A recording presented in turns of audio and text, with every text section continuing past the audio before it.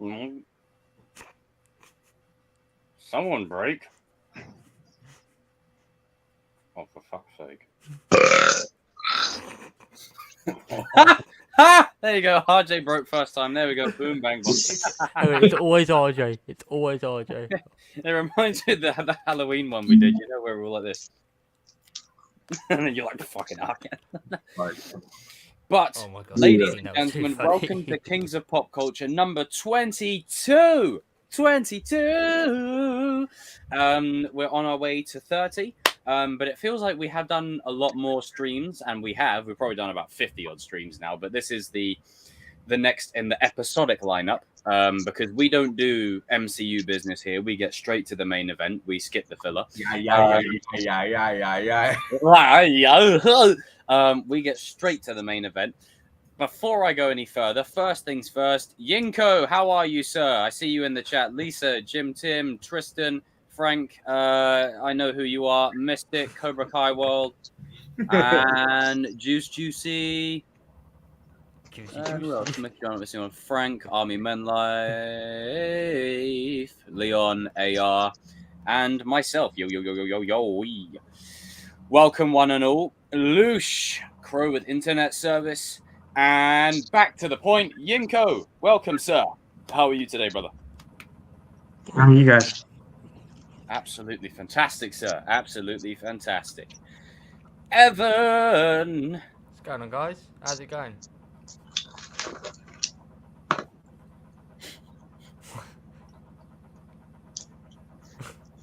What's it stored me for? Oh, sorry. I thought you were going to say something. And Okay. All right, then I'll say something. Oh. Chelsea suck. Wow. I'm regretting my decision now. Look at this guy here eating. Look who's eating there. Haven't you got enough in there, sir? Many. How are you, sir? Pretty good. Pretty good. Yeah, great. Bloody ruining my bloody appetite. Danny, how are you, brother? Compilation. Oh, damn. Trophy Productions. What's up, dude? Cool. Where's it? No. No. This Friday. But before we get to this Friday, Danny, please do me the honorable favor in reading out the list that you have compiled for us this evening. And yeah, damn right, Evan. Fast. Aye, Sensei. Jacob. Yeah, all right. Mr. Jacob, I'm about to go ahead and read this good old agenda today. So, for our first segment of today, we are going to be talking about fantasy versus reality with a toxic relationship between Harley Quinn and the Joker. And then we got for our DC segments, like, does DC got their new Kevin Feige? I don't know. Maybe they do. Maybe they don't. I know one thing they don't have is a DC fandom, so we're also going to be talking about that. Another thing they don't have is Henry Cavill. Right. What's it called? We got Marvel. We got to be talking about our Marvel memory lane. So we're going to be talking about the first Avengers movie. So this is going to cap off what's it called? The Phase 1 series. And then we're going to talk about, is Kevin Feige going to stay in the MCU? I don't know, but Mickey Mouse has been pissing him off lately. And then, at the end, we are going to be talking about the Cobra Kai. Yes, Season 5. Our last final thoughts, boys, before the big showdown goes down. So, Mr. Jacob, break them out. The class is yours.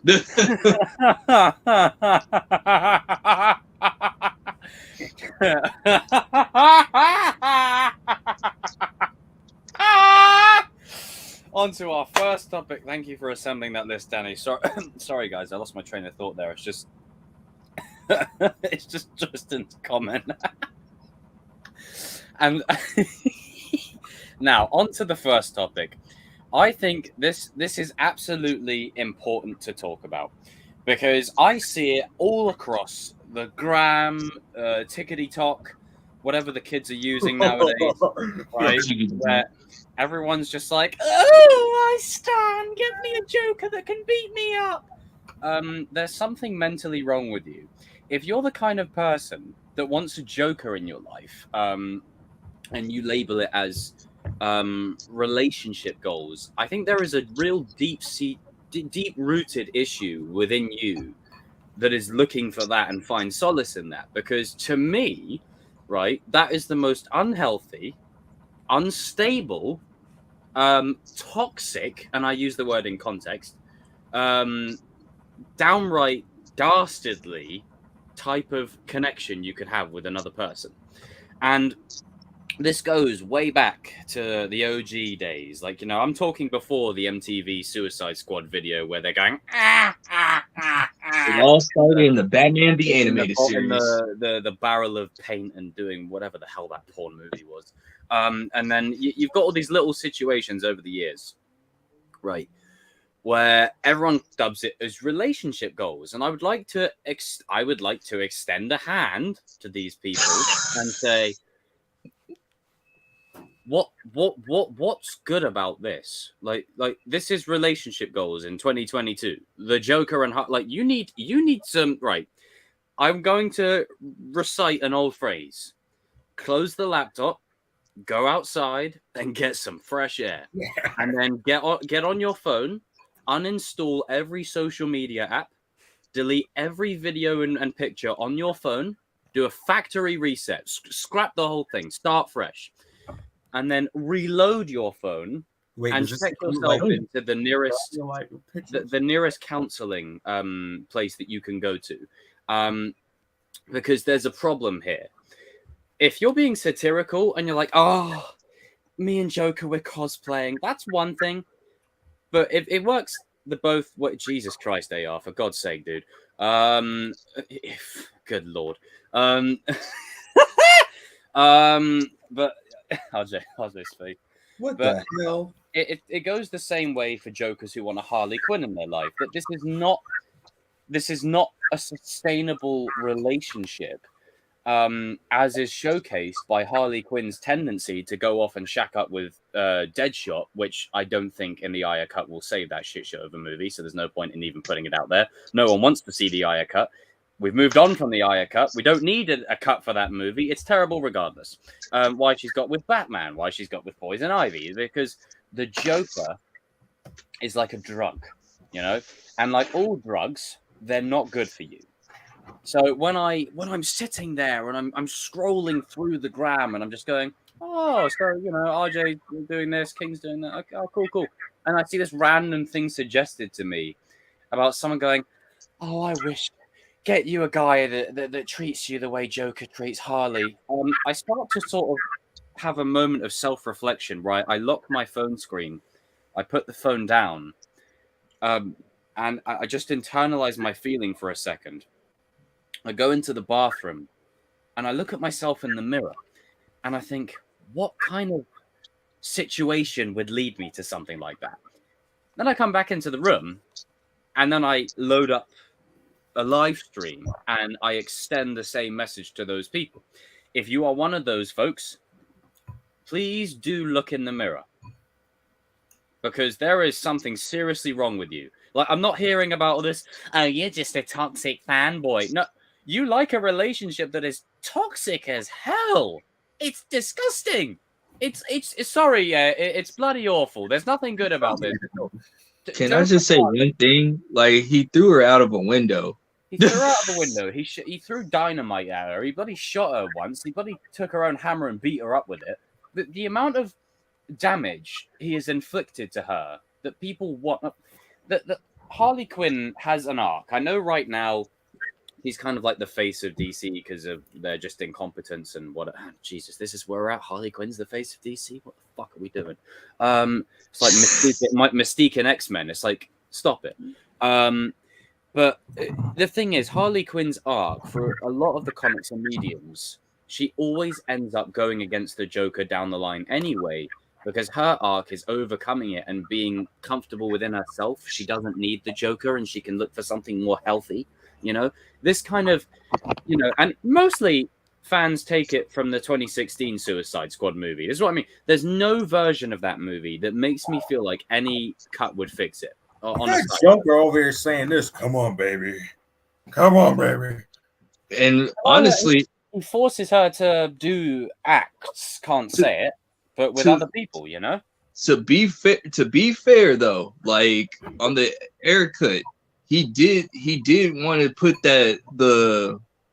he didn't want Joker to be like a be the knight shining armor. He wanted, that was the studio. They wanted them to have the domestic violence relationship to tell you how wrong it was on that on the movie or whatever. Yeah, I mean that's part of like, and we've got 30 people watching right now. 30 people. If you haven't smashed that like button, make sure you do. And that's part of like Harley's arc is coming into her own and realizing that the Joker is a bad influence on her and she can be better. So knowing that, if you're one of these people that sits there on the gram or, you know, TikTok or Snapchat or whatever the kids are using nowadays, going, oh, goals. I'm concerned for you. I'm very both men and women. I'm just saying. Concerned.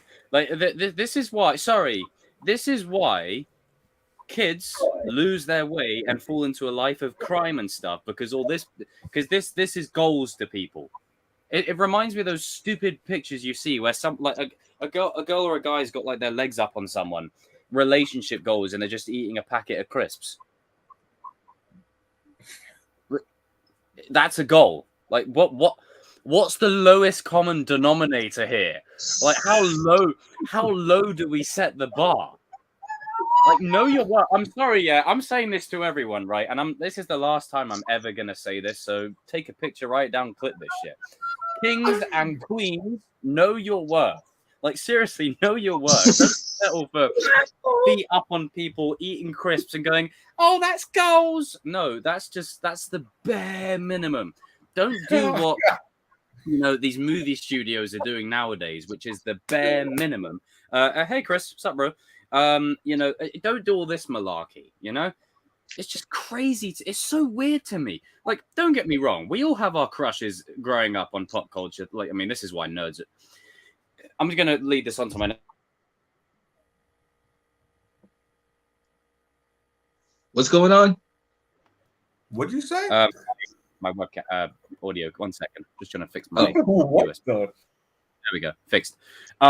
This is why nerds have a bad reputation, because normal people, and I say this in context, right? And I cannot believe I'm agreeing with them.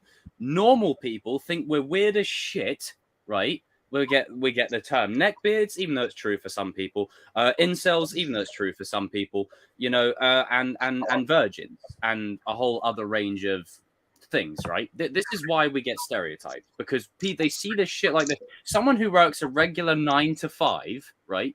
At wherever, comes home, wife, white picket fence, you got the dog called Felix, you live in the dream. You go on the gram, you want to see what people are saying about the latest Suicide Squad movie, for instance. And then you see that. And then you're like, wow, this is why I don't like being a nerd. Mm-hmm. I think RJ has something to say in the class. All right, I got this though. I've been wanting to address this, right? I'm glad this is one of the topics. What is up with people calling like characters like Scarlet Witch, Harley Quinn, that like they say the word mommy? That is weird as hell. That is weird. That is weird, man. Hey, you think it's bad? You think it's bad and you think it's really bad here? Like, try out the anime verse, bro. I'm sorry, right? I'm sorry. I need to just add on to that point. At least with live action, it's live action people. You can't fuck a drawing, man. Right, I hate to be blunt. Like it's a drawing on a page. You can't. Like it's not real. Like it's not real. I'm sorry to be the bearer of bad news, but it's not real. At least with live action people, you can physically see what you're looking at. Like, but you can't. When you put a picture, and people are like, "Oh, this is my waifu." It's like, if it's a teenager, that's fine. We've all done crazy stuff in our past. If it's an adult, it's just like we said that there's levels to being a nerd, man, and there's levels. Like it's crazy. I used to think that I was an uber nerd of everything, But when you get online and you start interacting with other fans, you're like, there's You levels. low tier. And I know someone's going to comment, oh, well, it doesn't matter. If you're a fan, you're a fan. No, there's levels to this. There's levels. Like, there's neckbeard, sweaty, like Cheeto puff, like everything. You know? And then you got, like, you know, the incels that are down there. Like, you've got different levels. Then you've got the cool nerds, myself and these gentlemen. Then you've got, like, the nerds that are just they love their nerd stuff and they're happy to celebrate it and they're happy to have fun with it. Then you get the other type of nerd where if you say anything, they lose their shit over it. There's different levels, okay? Yeah. And it makes me analyze myself as a fan, you know, all this kind of stuff. And I'm like, am I missing out on something? I don't think I am. When I'm sitting there saying that Joker and Harley Quinn are, oh my God, their relationship goals. Holy shit. Like, I don't... About that, like... With the whole entire Joker and Harley Quinn thing, even when I was younger, I could even say like, "Yo, why is she still with this dude?" Like, have you guys read a comic book? Have you guys seen Batman the Animated Series where she first started? Like, by the way, that's how she got that. If you guys know, you know your stuff. Because of Batman the Animated Series, Harley Quinn exists. It's just you're pointing at the shit. You out there, make that your thing. You know, like Angry Joe has his like that's got to be your. You guys out there, I never got that. Like, even like as a grown man, I still don't get it. Like, how can you sit here and like worship this couple like there's some type of power couple, like they're Jay-Z or Beyonce? It's weird, my guy. It's always been trade it for Rihanna. Oh man, but it's always been weird to me. Like, there's one episode on Batman the Avengers of Batman or whatever, like where they actually do an episode of Harley Quinn like going on how she became Harley Quinn. Like, one of the episodes, the Joker literally kicks her out of the window, dog. Literally, like he kicks her right out the window.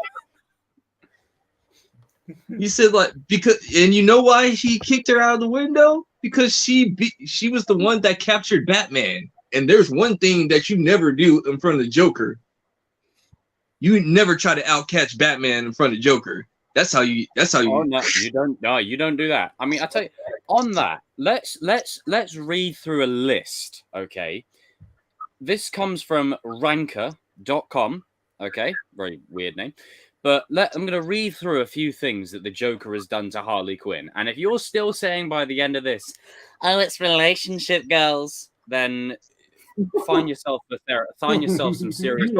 You're a complete loser and you're a moron. You need some serious help because either you're high or you're insane. Like, I'm saying it straight. So we've got Joker locks Harley in a prison filled with the corpses of other Harleys. Okay, that's relationship goals. Joker abandons Harley while she's pregnant. That's relationship goals. Joker pushes Harley into a vat of chemicals. That's relationship goals. Joker offers Harley up as a volcanic sacrifice. That's relationship goals. Joker threatens to cut Harley's face off. That's relationship goals. Oh God, this is just getting better. Joker plans to execute Harley in front of Batman. That's relationship goals. Joker throws Harley to a pack of hyenas on their anniversary. One way to celebrate. That's relationship goals. Get you a man that does that. Joker throws Harley out a window when she tries to help. Joker locks Harley in a rocket headed for outer space. My love for you is so out of this world, I'm going to send you up in a rocket to your death. Relationship goals. Joker turns Harley into a constellation. If that's relationship goals. I'm going to go one step further. Let's put the link to this website in the chat. So No, I was gonna say this. Like, you forgot one more thing, Jacob. He almost Joker was gonna leave Harley inside Gotham City when he was about to blow it up. My love for you is so expressive.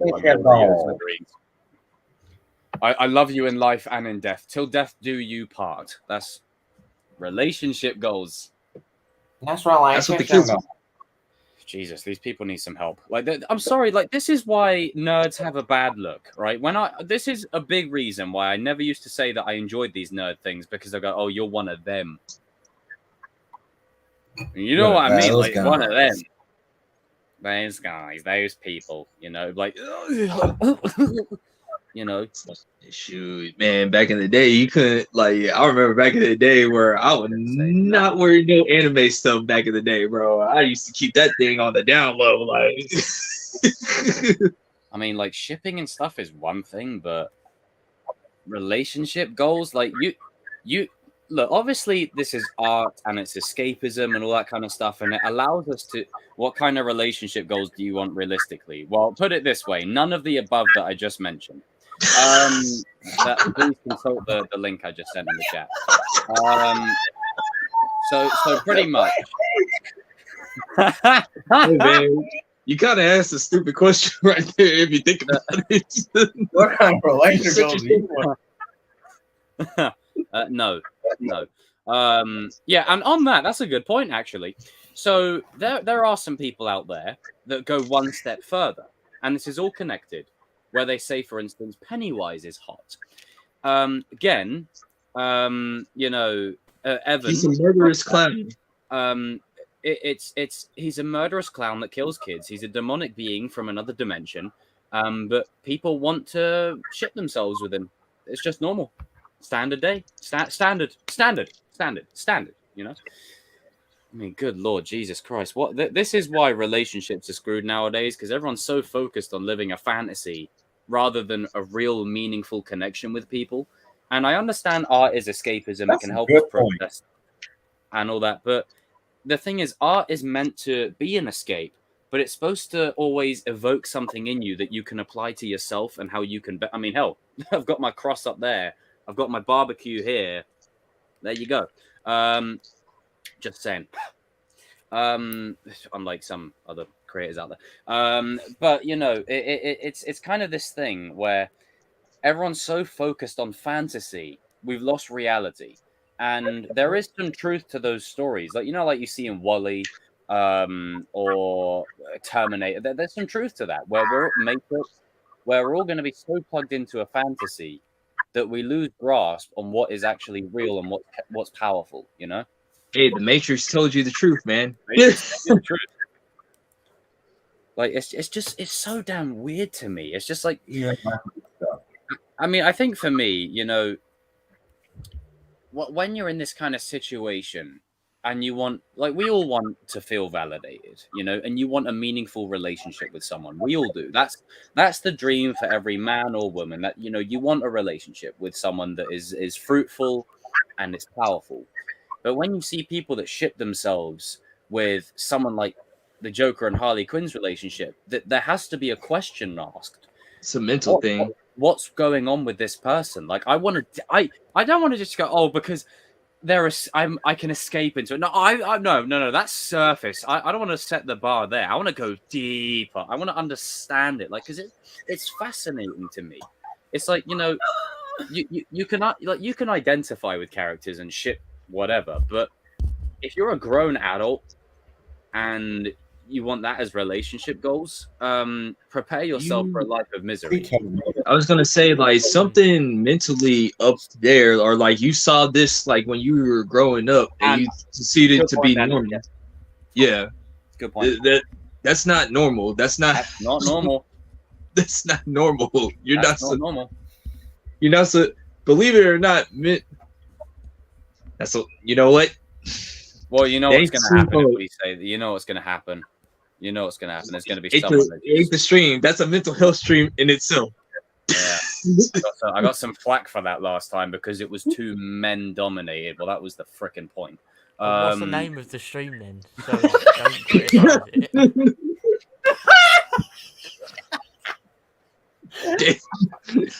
RJ, you have to walk off.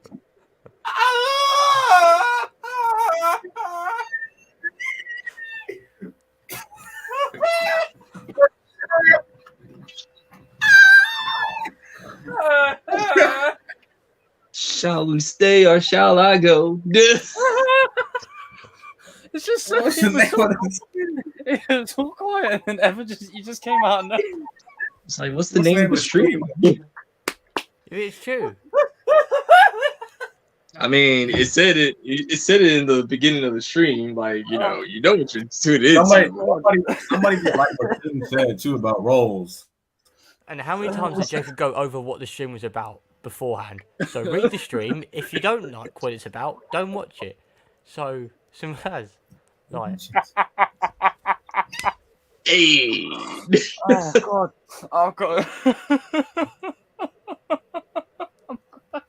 It's just the way it was said. But it's true. It's true. And you know, we've kind of gone off on a little bit of a tangent, but it is all connected to this overarching theme here.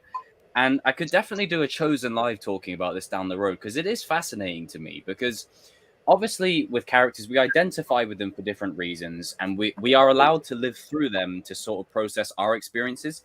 However, you know, you see videos now where people do stuff just to get clout, you know, and they do the most absurd, horrible, heinous things, and it's called goals. That's not goals. It's sickening. That's Bullshit. not goals. If that's your goal, you need some Miyagi-Do in your life. Like, you really do. Like, you need something to set you right on the... Why did Miyagi-Do get help that? You need Miyagi-Do. You need Gandhi. You need everyone, because you need some serious help. Like, it's... God damn. Jesus Christ. what the? I mean, the thing is, read like... that. Don't read that. We're not going to comment that, but like for the safety of your channel, you gotta get rid of that comment like right now, bro. That you can't put that. No, people like YouTube is you can't do that. You know what I mean? Don't take any risks. Yeah, don't take any risks. But yeah, I agree. I do agree, Rodney, with what you're saying in principle. Just don't comment that stuff. Yeah, just word it in a. You have to do code words. Just do code words. Code words. Yeah, we know. Cool Game Boy, please do not start anyone off in the chat, because we don't. Oh, don't start that, bollocks. But yeah, he's not wrong. But yeah, don't comment it. He's not wrong. Yeah. Oh shit! Oh, nice. But it's I don't know. It's just so weird to me, and this kind of conversation is a very sketchy one, because it always has a habit of falling either on deaf ears, or it just gets lumped in with, oh, that's just who nerds are. And it's like, well, no, I'm not that kind of nerd. Don't put that evil on me. No, thank you. See and it goes both ways. And once again, it goes both ways, men and women. Like, dudes can get abused too and everything. Like, vice versa, they could be the Harley Quinn in this situation. You shouldn't make assumptions. Yeah. To add on to your point, people need to separate fantasy and reality, because there's a whole world out. There's a whole world out there where you go outside your front door in the daytime. Whole world, sunshine, like, you know, weather, you know, sunshine, lollipops, and rainbows. These people that talk about they think they have a relationship with these fictional characters. Okay, first off, you cannot have any physical contact with a fantasy. Can't have relations with that content character. and I tell you that character wouldn't want nothing to do with you anyway. Have to, you know, all this stuff about Scarlet Witch's mommy, like, cut that weird shit out of here. No. Get it out of here. Stop it. Just stop it. That's annoying. Stop doing that. Yeah, Cobra Kai fans do it too. They call Kreese. I'm not gonna say it. It's just weird. People. Yeah, I'm serious. Well, I mean, you got Team Sam and Team Tori. That's all you got to say. And then there's the war right now as we speak. Can people like stop trying to ship characters that are like that are just friends? Like, I'm talking that, you know what I'm talking about. Bucky and Sam stuff. Bucky and Sam. Oh, they should be no, they're just no. Or Finn and Poe. Yeah. Oh God. Jesus. Why? You had to break that one up. So, anyway, I mean, but no, it's crazy. Like, and also just before we transition, it's kind of like this thing. There's got to be, if you're in this kind of investment, right, to this degree, take a look in the mirror. There's something in your brain telling you this isn't normal behavior. There's something in your life that needs addressing. You can address it. Like, it can be fixed. Like, I think the problem is people don't want to take accountability for things. So it's much easier to just. Well, I can say this. A lot of people try to avoid therapy or whatever. Like they don't want to be considered, like if they go to therapy, they just don't want to be considered like crazy or anything. No, there are normal people that go to therapy. Like you're crazy for not taking the help. Like, so. Yeah, like you can be better in these situations, And look, if you're a teenager and doing all this kind of stuff, hey, I mean, we've all done crazy stuff as teenager. That's fine. But as I said, if you're a grown adult, yeah, 25 plus. I say 25 plus. Yeah, and that's being generous. I'd say 20 plus. 20 plus. Anything more than that. 21. I wasn't pointing at you, Inco, by the way. I just meant because you got. I was saying like maybe 21, 20. Because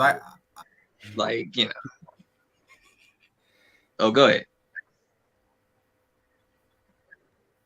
No, I was just saying because I know someone who's who's into all like that. It's like, all right, good Lord. I'm like, but yeah, I can't give him a benefit.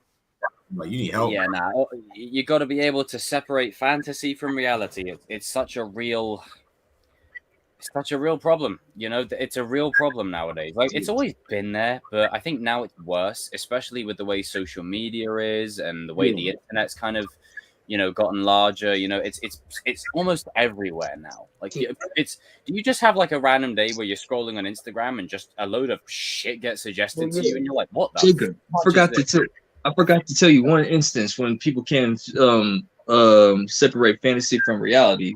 To Phil. you know JDF, right? Jason David Friends. Remember, like maybe 2 or 3 years ago, like that one fan like got a samurai sword and tried to kill him because he thought he was he thought he was still the evil Green Ranger or something like that. Yeah, it's that kind of stuff it's linked to this because this is a real problem that I want to see documentaries done on this. I want to see the psyche explored because it's so fascinating to me. It's so fascinating to me. Like, how do you take a real life weapon to a guy who's just playing a character? There's something really wrong with you. Like, really wrong with you. It's bizarre. It's just so crazy, and it's almost scary. Like it's scary to a point where it affects people to that degree where they would go and do some kind of real world act for something that's fictional or not real. And look, I love my nerd stuff. I love pop culture, but I'm gonna drop the mic by saying this: it's not real. It's okay. It's not. It's real. okay. It's okay. It's not real. Go ride a bike. Like, it's not real. Like, just come on. Just go outside and touch grass. But let's transition onto some more of the fun stuff. But this was definitely a good sort of thing to touch upon because it is a real problem nowadays. It's mad. Yeah, mad. So Danny, I agree, Jim. I agree. Well, this one. Yeah, I mean, this is they're worse than Cobra Kai fans right now. I say my piece, and then I put it this way: if I was to argue with Stranger Things fans and anything, I'd say, "Who has the channel?" Until then, stay in the comment section. Things are morons, man. Oh my God, they are horrible. Yeah, it's poor over there. Yeah, I've seen some. They make Cobra Kai fans seem sane. Mm, I mean, Cobra Kai fans are bad enough, but only getting worse. Let's carry on the show for another 5 seasons. Right, Danny. Next Yes, sir. item on our agenda. Let's get off of this toxic. It's getting a bit too toxic in here. So, like, we're gonna be talking into our DC segment first half. We're gonna be talking about does DC have their new Kevin Feige? I think his name is Dan Thomas or Dan Lin or whatever his name is. I don't know. It's an Asian dude or whatever. I don't know. Like he did it. He's like he was in charge of the Lego verse and he did the It movies or whatever. Oh wait, so is that set in stone now? No, it's like he's like they said that he might be like the #1 candidate so far. Mm. I'm just saying, like, what do you guys think? Right, what's his? How would you? What's his name What's again, his Danny? name? I'm gonna look that up.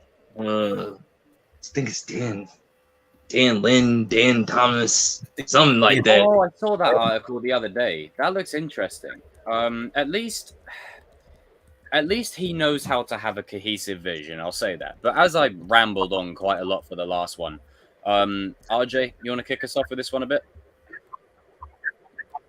Because can you pull? I'll do it while you pull up the article because he has a pretty impressive resume from what I hear. He has like he did the Lego movies and the It series. Like, but I'll say this though. I think that if he could work with David, because I'll say this again. One thing I like about David's last hobby is that he is going old school and prioritizing theaters. Thank you. Somebody needs to do it. You can listen. I know we all have disagreements on like theaters and streaming, but listen, I'm gonna come out and say it. Streaming has. Thank you. Cinema is the goddamn go. Okay, but streaming, some of the movies that are on Netflix, Hulu, HBO, they're not good. Some of the movies are just stuck. off. The quality, the cinema. I know I like to say things are either a 10 out of 10 or they're shit, but in this case, there's a lot of things that are shit. He's all that. The quality is not good. The cinematography is not good. They look like plastic, like stuff that just thrown in there. It's ridiculous. No, cinema is the way. So, shout out to David's last whatever his last name is. Shout out to him. Right. But with this, I think that if he understands, because you can have your resume and it could be good, and that's great. But if he understands the characters of DC, then DC will be on the rise, and they will. I'm gonna come out and say it. Like, it's gonna take a minute, but they will give Marvel, Star Wars, you name it, a run for their money because they're going back to old school, and I feel like that is their formula. These streaming platforms, they should be scared of that because if you go back to old school and it's successful, that's a good thing, but it's a bad thing on those streaming platforms. I tell you right now, they're gonna be screaming for help. Like look at Netflix right now; they're already going down under. But if you notice you notice that there's some CEOs that are starting to copy off of David. It's just like they started to just like cut a lot of this stuff away and just go back to the theater or whatever. It's like, maybe he starts a trend or something like, oh man, there's a guy that actually cut people. Can we do that? Like, you know what I'm saying? He's making the decisions that need to be made. Like it's gonna get ugly before it gets pretty. Like it's no good. Like if you're building a road, right? It's no good. One hole here, one hole there. No, scrap the whole thing and then start fresh. It's got to be done. Plan. You need a plan. Look at Marvel. I mean, no, just quickly. No, you just need a plan because look at Marvel. I mean, as much as Phase 4 has been whatever crap, boo boo. That's just nasty. That's one non-swear word we can use. I'd take one Top Gun Maverick over half the MC. I'd say over the whole Phase 4. Thank you. Oh, damn, Jesus. Well, apart from No Way Home and Shang-Chi, and Hawkeye. But yeah, you need a plan because, I mean, as Jacob said, you've got to scrap the whole thing. You've just got to go from scratch because, all right, you can pick up the little pieces, but you know, if you don't have a plan, no one knows where we're at. No one knows where we're at in terms of what the story is. No one knows where we're at in terms of what the linear identity is. You know, where we're going, what characters we're doing. I mean, let's get into this article. So it says Dan Lin, a veteran film producer and studio executive of Warner Brothers, is being under consideration for the role of president at DC Films, as stated in the Hollywood Reporter. Now, I do want to just quickly say, sources are extremely important, and I'm not saying this just because Evan's here, but sources are extremely important. You know, if it's coming from someone like the Variety, Deadline, or Hollywood Reporter, always think about it and think, okay, there's a bit of traction here.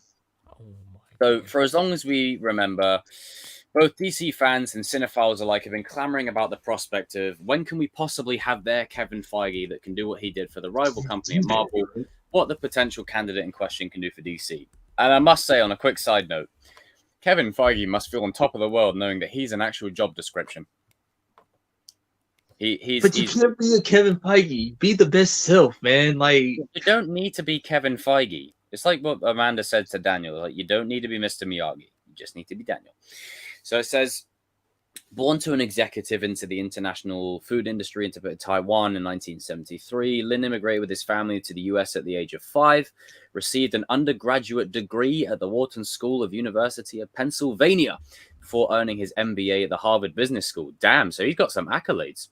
It was between his freshman and sophomore year at Harvard that Lin met the renowned producer behind G.I. Joe, Harry Potter, and Transformers franchises, Lorenzo Di. Now, I'll say this. As much as those films, like Transformers especially, have up and down moments that... Actually, I'm not going to count Transformers. That's a bad example. But Harry Potter is very consistent, and it feels like you're watching a cohesive story. Okay, we don't need to know that. All right, so he also oversaw the infamous cancelled studio film Justice League Mortal, set to be directed by George Miller. So according to multiple sources close to THR, if the deal is to go through, Lin would oversee both film and television projects. He will surpass 4 separate studio and division heads. The new position would see Lin take the place of Walter Hamada, who came in 2018 at Warner Brothers and DC Films on a restructuring following the critical and commercial failure of Joss Whedon's theatrical atrocity cut of the Justice League. Hamada, despite the controversy with Ray Fisher, controversy, was one word for it, is a likable person in Hollywood who was responsible for the successes like 2019's award-winning Joker, which grossed $1 billion, and this year's Batman, helmed by Matt Reeves. Timed that perfectly. While nothing is quite set in stone, the world across film that Lin replaces is it Hamada or Hamada? It's Hamada. Hamada. His Rideback production arm will continue to operate under President Jonathan Enrique, and WBD may purchase a stake in the company. However, neither an official offer has been made, nor negotiations are being made yet. So he's got some accolades to his name. He's got some accolades. And I think this could be good. It's like what we were saying previously. You don't need a Kevin Feige. You just need a team with a vision and a plan. That's literally what you need. And look, sometimes you could have a plan and it sucks. Like, you could intend to set out to do something and it's still trash. But at least it's cohesive trash. You know, right now, it's just trash upon crap upon crap upon crap. It's with no connective tissue.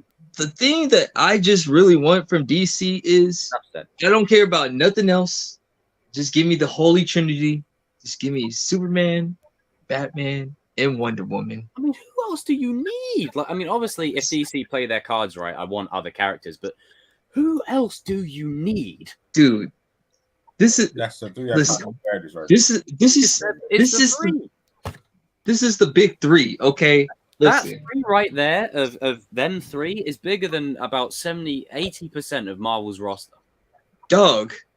These are the gods among us. Like, literally in their name, the gods among us, man. Like, and speaking of 3, like, weren't we close to having 3? What was it, Danny? 3. Oh God! Gotta get the black pill off because there's a statement around this, like 3 heroes in the same movie. But that's a whole nother thing. We starting up fresh, like. But I mean, this Dan Lin dude, like, I mean, if he's smart, just make a good story. Don't disrespect any of the fandoms. You need to respect everybody, like, non-Snyder fan or Snyder fan. Just saying, for your benefit, to make your job really easy, don't diss any fandom, man, or else you already like wrote yourself out of the book. Like you're done before you even begun. Like people gonna hate you or whatever. Mm-hmm. So yeah, I thought he already did. I saw the article that he did diss Snyder fans or something like that. Oh. Wait, what's his name? What's his name again? What? Dan Lin. Dan Lin. Hold on, let me look it up real quick. You're an idiot, bro. Wait, did he? Wait. He says Autobot Snyderverse fans. Oh my god. You are an idiot, sir. Oh, that's funny. He don't care. I like that. He don't care. And everyone's just going, and just going bloody crazy. Reminds. You're a fraud, Dan Lin. For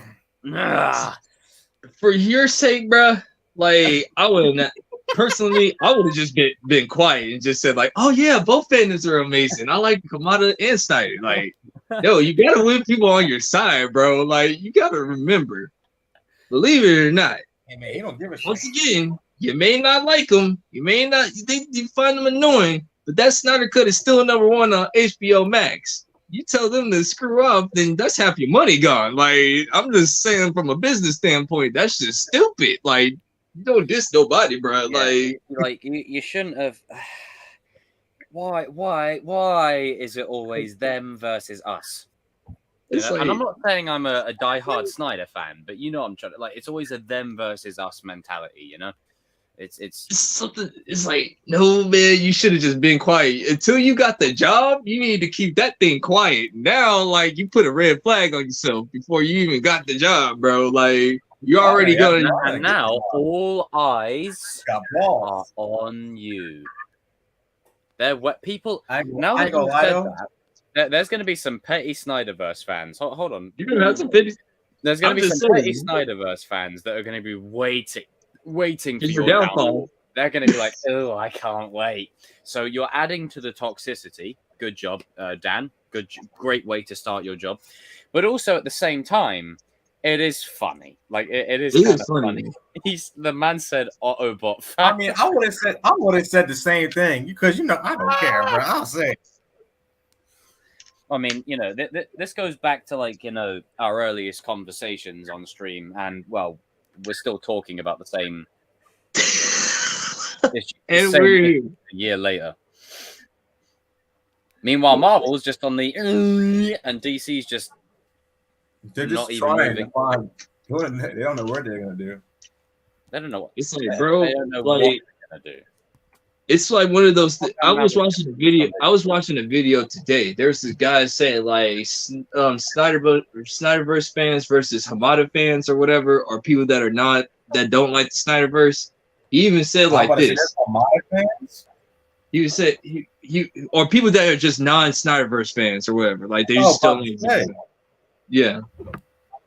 But like he was just saying like I'm a DC fan. Like I want to see these guys on the big screen, but I'm catching it on both sides to where like I can't like if you say that you like something from Zack Snyder, they be saying like, oh, you're part of the cult, or if you like, or you get labeled, you get labeled. Or if you said, you're part of the cult. Or if you said like, oh, that Man of Steel wasn't that great or whatever, they said like you're being anti-Snyder or whatever. Like, you know what I'm saying? It's like wait. I'll take one Man of Steel over the whole of the DCEU. I'm like, Yeah, it's to the point to where like, I wish Dan did not say anything because now you just started up a DC Civil War again. You just poked the bear. You just started a war. You started a.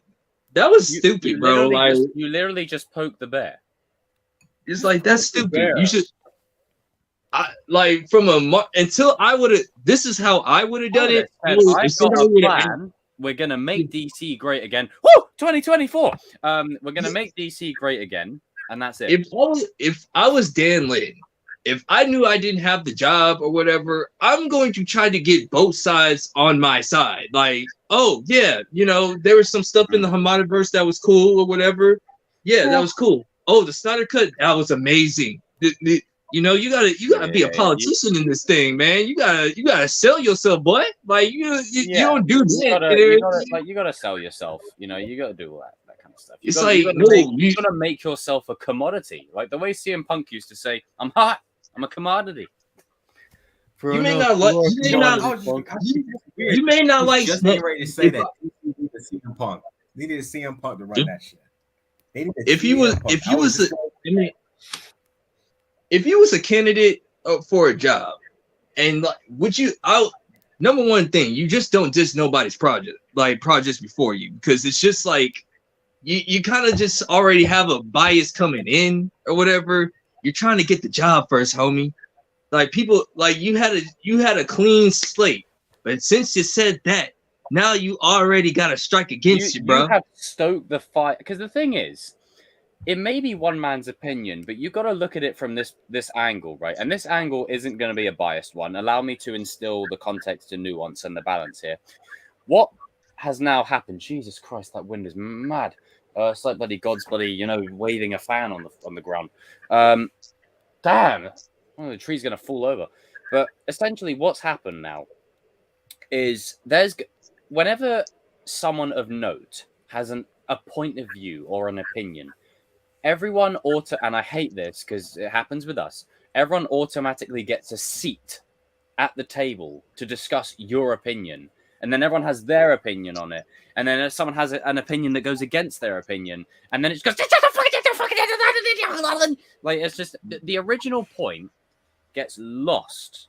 Yeah. It gets lost. And then what ends up happening is you get a subgroup of fans arguing with another subgroup of fans, and then the third group of fans go, "Hey, you're stupid," and that other fan group goes, "Hey, you're wrong." And then I like apples. No, I like oranges.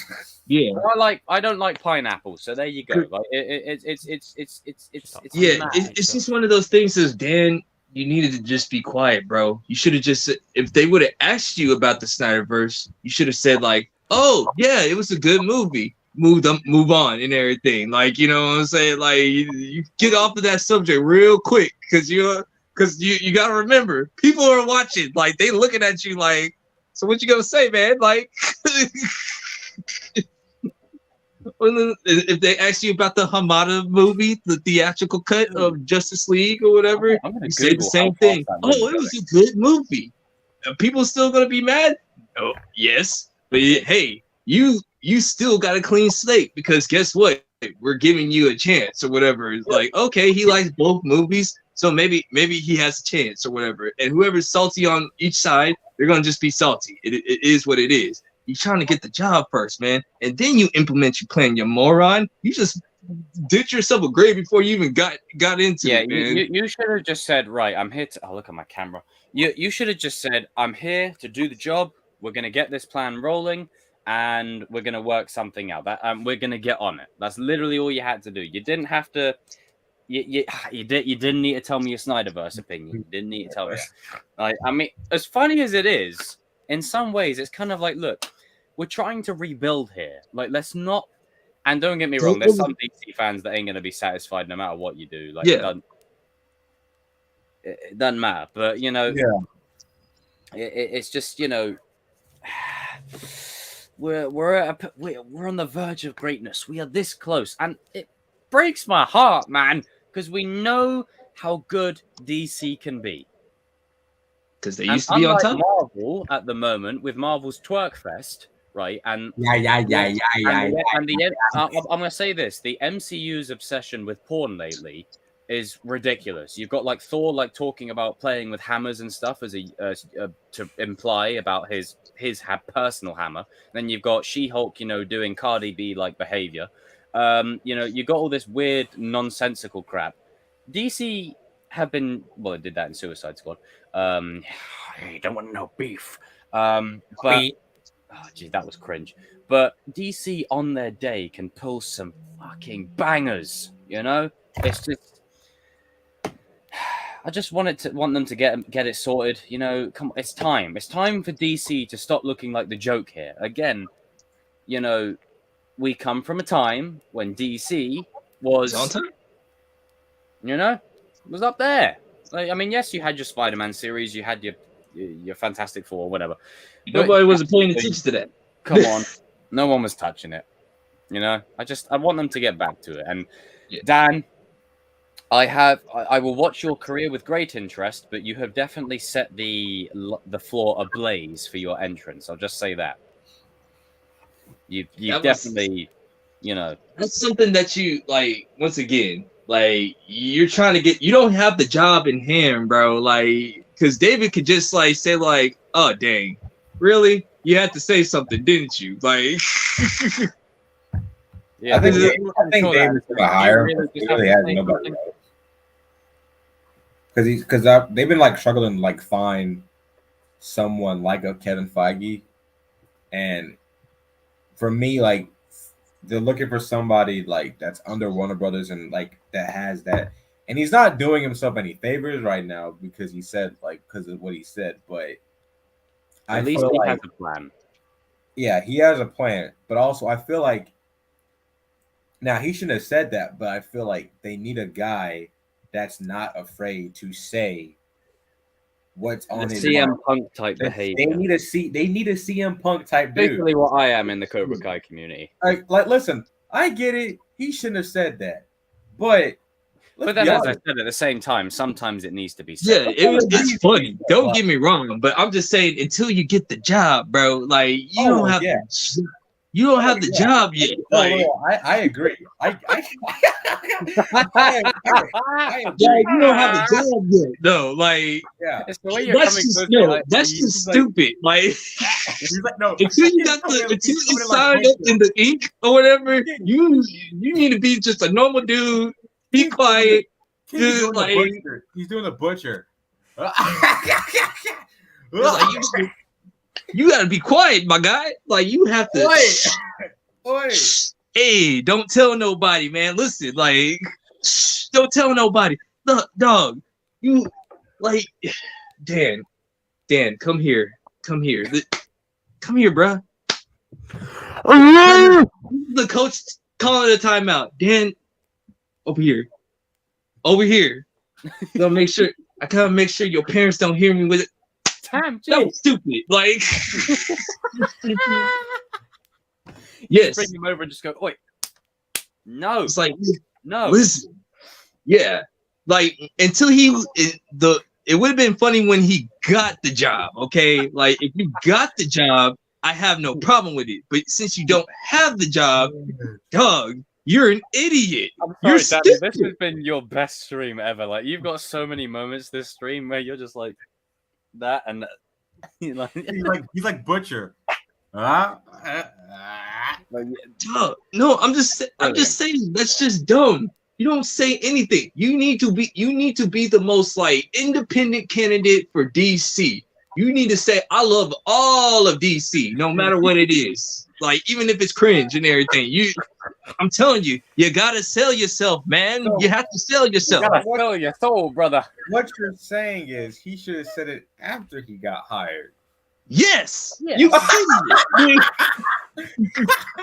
yes. You got it locked down until you got it in writing, brother.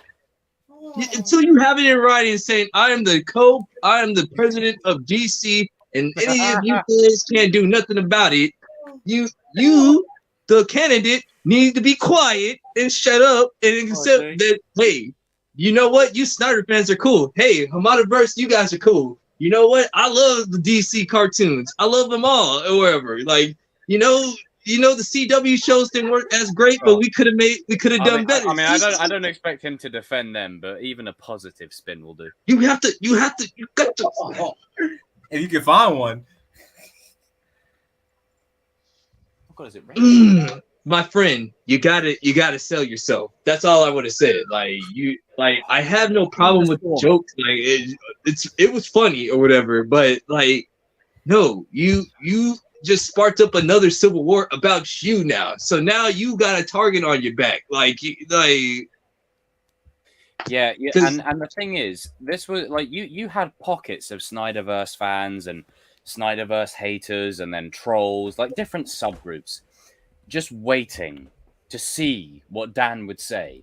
And now his entrance has already sparked this. It's great. That's stupid. Should have waited till you got the job in writing. That's fun. Like I said, I don't have no problem with people telling it like it is. But until your name is cited on the dotted line and you're getting paid for it, you need to shut up and be quiet and do as you're told. You haven't watched. I say what I want. Say do what I want. Because now you put David Zasloff in a situation now to where like. Well, it's like we were talking about the other day. It's like there is a game in Hollywood that you have to play. Now you could say, "Fuck that! I don't want to play that game." You could say that, but when you play the game and you know how to run the game and you know how to run game, then you can use it to your advantage. You know, you can win. You know, it's just kind of that thing of where I really hope that he just stick to the business proposal. Okay, I know it's tempting to piss off the trolls. I could do it quite. The temptation to say a few things on air is like, trust me, I understand the pain. I'll extend a hand to you. And shake your hand. I understand that pain, you know. But we've got to stretch our imaginations here and dilute ourselves to the point we're in control, and we're just focused. You know, he just needed to wait till he got the job and then say it. You know, not just because you as a candidate that's going for this job or whatever. This is a big thing in fandom. This is not no small thing that this is a big universe. This is DC, my guy. Like this is once again, it's the gods among us, man. And listen, we've been waiting for this. We've been waiting for this for about 10 years. 10 plus years. That thunder and lightning out there, holy sheesh. Evan, how's it where you're at? Yeah, I'm just checking it now, brother. God damn. but damn. That right there is that's Superman. Pathetic fallacy. And that basically means where the mood and the atmosphere of a scene reflects the emotions within it. So this right here reflects the emotions and feelings of DC fans when Dan made his comments. Like it's just thunder, lightning, and arguing and noise and oh Jesus Christ! I can't believe I just read that. Sorry, bro. Like that was just stupid.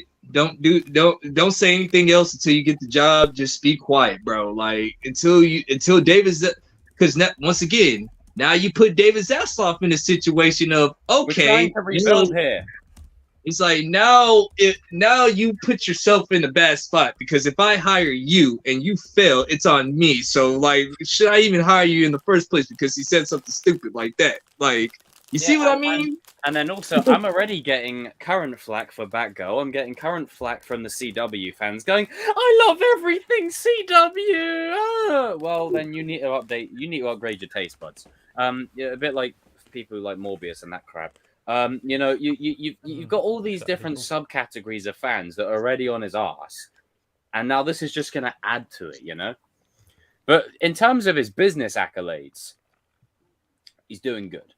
Yeah, I may not like everything.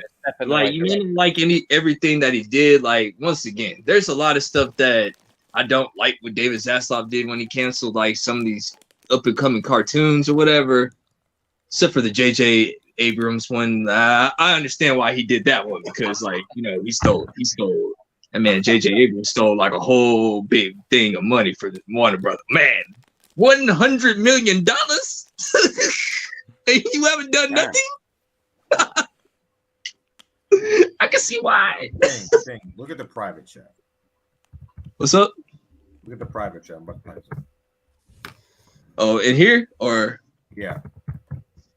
All right. But yeah, you could have made that less obvious. But you know, it's. I think the good thing is he has the accolades to he has the accolades to prove himself. You know, it's just great. You know, in a sense. Like, obviously, him riling up fans and stuff. That's another problem. But in some ways, it's gonna get ugly before it gets pretty. You know, we got to get through the shitstorm. And yeah, like I think going on outside, which is yeah. I was just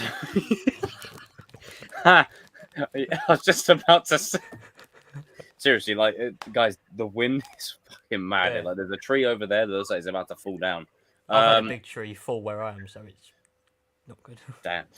Good Lord. But I think we can use this to transition into his decisions with DC Fandom. And I'm going to kick us off with this one. And this subject, Danny, it was DC projects put on hold, DC Fandom cancelled? Yeah, it's all put into one. Because, like... So I want to just jump right in and just jump straight for the throat. I actually agree with this decision. Because me too. Right now, this is not the time to be doing a major DC fan event where you don't announce anything, right? You don't announce anything. You've got no plan in place. You've got no decision sorted, right? It's literally a time where you need to spend this year, I'm talking this year, drawing board, and then you can give us the answer that we're all waiting for, RJ, which is clarification. Like that's what I want. So I actually agree with this in principle. Like, in some ways, it's kind of annoying because I want to see what's up. I want to see where DC are going. But I think in this situation, I think it's incredibly important that we don't waste time doing a pointless event where there's going to be one announcement and maybe behind the scenes footage of Aquaman 2 for the 500 billionth time, and then Shazam 2 for the 600 millionth time. Like, we've seen the BTS more than enough. We don't need to see anymore. So I agree with this. I actually agree with this. It is so bad at DC right now. It's like the reason why they canceled everything is because they don't have enough money to like pay off the people for marketing. So and they've got nothing to market. What are you supposed to do? It's like me saying, okay, I've got a spin-off movie for Yinko and Evan in the works. I've got a team-up movie with Darius and RJ, and then I've got a Driving with King. And I don't announce any of them, and I just showed behind-the-scenes footage of whatever Evan's doing. Like, that's basically what DC are doing. Like, sorry to use you guys as an example, but and also they don't have Henry Cavill, anyway. Right? They do not have Henry Cavill, and I'm not going to spend too long. He's probably gone. I'm sorry, but it's like having Jacob without. It's like not having me. It's ridiculous. Tell that to some other people who didn't want to, we know. But I actually agree with this decision in principle because there's nothing to announce. Like, we know all the announcements. Batgirl, what are you gonna do? Do a big event? Hey, Batgirl's cancelled. Yeah. Superman and Lois recasting. Ezra Miller's BS. DC right now are in the mud. Like I'm talking in the mud, like in the trenches. They're everywhere. Eyes gouged out, just a mess. Let me even tell you this, because I've been like, Chat, you don't understand. I've been in the streets, okay? I've been in the streets, okay? I've been in the streets trying to get all this information for y'all entertainment. This is your best stream, man. I'm telling you this. This is your best stream. DC right now is so, not even DC, just Warner Brothers in general, is almost $3 billion maybe even $50 billion in debt. That's not chump change. It's not chump change, dog. Like, listen. Even for a big studio like that, that's a lot of money. Listen, DC is just only one part of Warner Brothers. You still got Cartoon Network. You still got Warner Brothers. Only afford to release 2 movies this year. Let that sink in. Yes, you got Warner Brothers and their movies and their bad marketing. Because once again, the only do 2 Kings of Pop Culture streams for the rest of the year, guys. Dude, there's this one movie that's coming out that they've had so much controversy with that movie. Like they don't even one of the actors doesn't even want to like do the press tour. That's how bad it is. That's how bad it is. He still got to do CNN. He still got to do Discovery too. And HBO. There's so much stuff in Warner Brothers right now that you guys don't even know, bro. It's like bad. it is bad right now. Yucky. And they're sucking with Harry Potter, like the Harry Potter franchise, like Fantastic Beasts. They're not doing good with that at all. Like Jesus. There's just Warner Brothers are just in the mud. They're in the mud. They're in the mud. Literally, Q is not doing press for this one movie because there was so much controversy with her and Olivia Wilde, the director of this movie, and there were rumors that Florence Pugh had to direct some scenes and stuff. It is bad. It's terrible, man. It's awful. So it's horrible. So that's why David, hey, you may not like David Zaslav what he does, like you may not like everything he does, but he's just getting something. He's doing something. Like he's keeping the projects that are making money. Like that's just smart. Okay, listen, Peacemaker is staying. Okay, the Batman just got announced for the trilogy, so there you go. Like, calm down, Batman fans. He ain't gonna get rid of Batman. Good. We got the Penguin series. I think you still got Harley and Ivy. It's just stuff that is making money. It's going to stay. That's the mindset that I'm getting from this guy. DC fandom. He's making the hard calls, man. It's literally what needs to happen sometimes.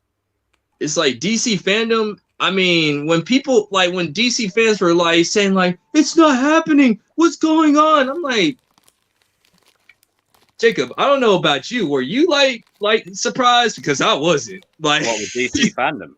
Yeah, when DC fandom got like, because if you look at it objectively here, they have nothing to promote. Look, put it this way, right?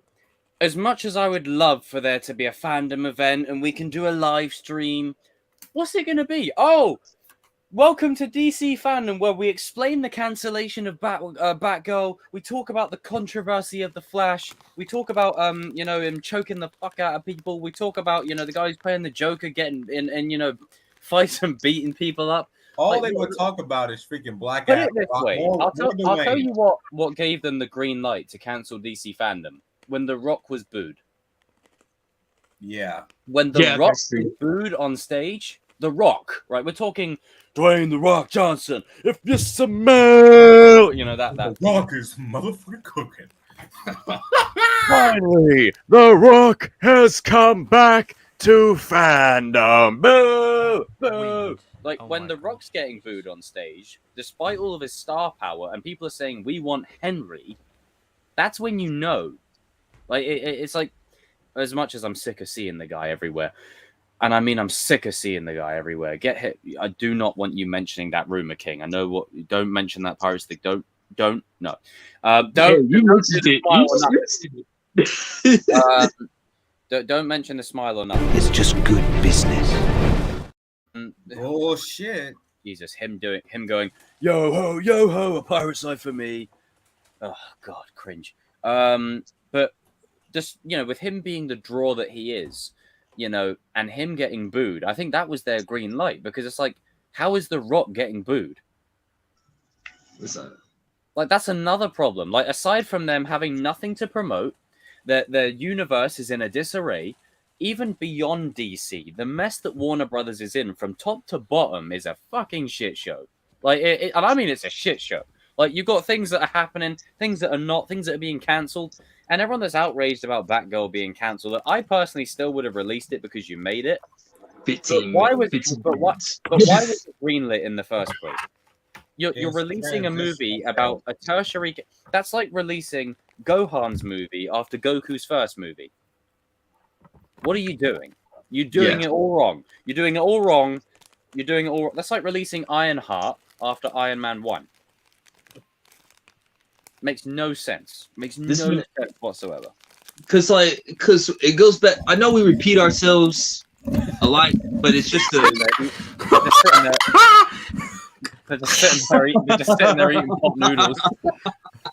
They're just eating pot noodles. That's true. It's not lying. It's not lying. Ramen noodles.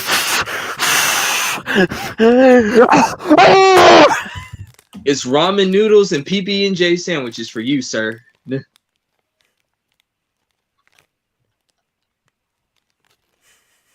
Fucking hell. And like I said, just to bring it back, like I know we keep on repeating ourselves every week, but sometimes you gotta repeat yourself to get the. Yourself, but the reason we repeat ourselves is because we're still talking about the same thing. That's how people. If we're still talking about Snyderverse, this and that, DC, this and that, that means DC sucks. Or Warner Brothers sucks. Like that's how bad that. We're still dealing with this now. They can only release. They can only afford to release 2 films this year. 2. One of them might not make that much money and it might flop, and it's a comic book film with Dwayne. The second one. Dwayne. Is it Big Daddy Cool? No. The second one is with Florence Pugh and Don't Worry, Darling. And that movie already has a lot of controversy because you got actors and directors beefing on the set of that movie. And that movie might even the plot for the plot. It's for the controversies. And then once again, you got the execute order 66 with David Zaslav. He ain't letting nothing go if it's going to fail. Execute order 66 on everything. That's basically what he's doing, I mean, the good thing is that we've got clarification now on the Matt Reeves universe. God damn it. About the Matt Reeves universe, I kept on saying, RJ, calm down, man. All he had to do is calm down until I get my announcements. Okay, announcements. I want my announcements. Wait, RJ, what do you want? Announcements, clarification. And that's what I got. I'm cool. I'm calm. I'm collected. I'm fine. Because I kept on saying, it's like, RJ, I don't think it's that deep, bro. But like, I think him and David just have to talk. Like, yo, is your Batman gonna affect my Batman? No. Cool. I got my announcement. What the hell is he doing? Yeah, well, you good? No, I'm looking at my phone because the weather here is mental, so I'm trying to see what the hell is going on outside. But you got clarification on Batman though. That's the main thing. We know. Yep, that's all I ask, and now I need more clarification, and I'm not gonna rest until I get it. Is the Snyderverse continuing or not? See, at this point, it's a yes or no goddamn question. All right? I think it's gonna be mixed. I really think use the characters and soft reboot it. No, I want a goddamn yes or no answer. That's what I want. I don't want no mix. I don't want no. I don't know. I don't want this. I want a yes or no answer. Okay. And this is why Fandom was cancelled because they can't give us it yet. And I want it. I don't give a damn about Fandom. I only watch Fandom because of the Batman trailers. I'm talking now. I'm talking. Right. I want clarification by the end of this year, latest. Right. You've got till Christmas. And what do we need? We need the HC. We need the big HC. We need Big Blue himself. Yeah. We need Henry Cavill back. Hey. We want Henry Cavill back, okay? Like, listen. I don't know what he's too busy. I don't think he's coming back. If the rumors Henry Cavill's too busy with Marvel now, anyway. If the rumors are true about D23 next week, he is gone to Marvel. He's like, listen. That's like, if you don't get the HC back, something is wrong with you. Do you not like money, Warner Brothers? They just don't like. Do you not like money? They don't like spending the money. Somebody's mom. he slept with somebody's wife. Now, these are the rumors on like the only way you'll get Henry Cavill back or whatever is like he wants some creative control with the Superman stuff.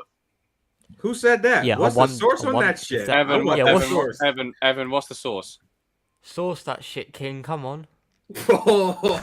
Hey, You're a fraud, Spider-Man. Sorry about the language. I'm not like you. Then just post like the Twitter on there with the Henry. Hang on, my eyes are itchy. Oh, look at my eyes itchy at the same time. Damn, what the fuck? Actually, I didn't mean for my eye to be itchy. I was just making a statement towards King. I thought we were. No, but I'm hearing. Yeah, we can. Shut up! I'll shut up after my next. Yeah, one, that's me to Shamoon. Next time we ask for my source. From what I'm hearing is that Henry Cavill has met with Marvel and he's going over there, and it might get announced next week. But that's a rumor. But also, people like Daniel RPK, reliable guy, are retweeting this stuff, and they're saying it. Right. Not sure. All right. Okay. I've had enough. If that's the situation, scrap Snyderverse completely. If Henry Cavill is going over to Marvel, get rid of it. He was the only one that was keeping that going. It's done. It's done.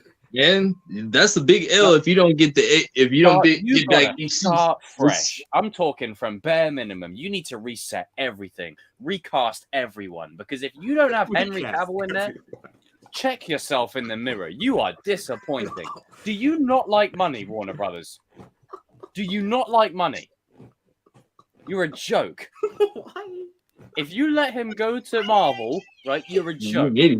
You're an idiot. Because what Marvel are going to say, right, and as much as Marvel want DC to win, right, in a way they wanted them to, because from a business standpoint, everybody wins.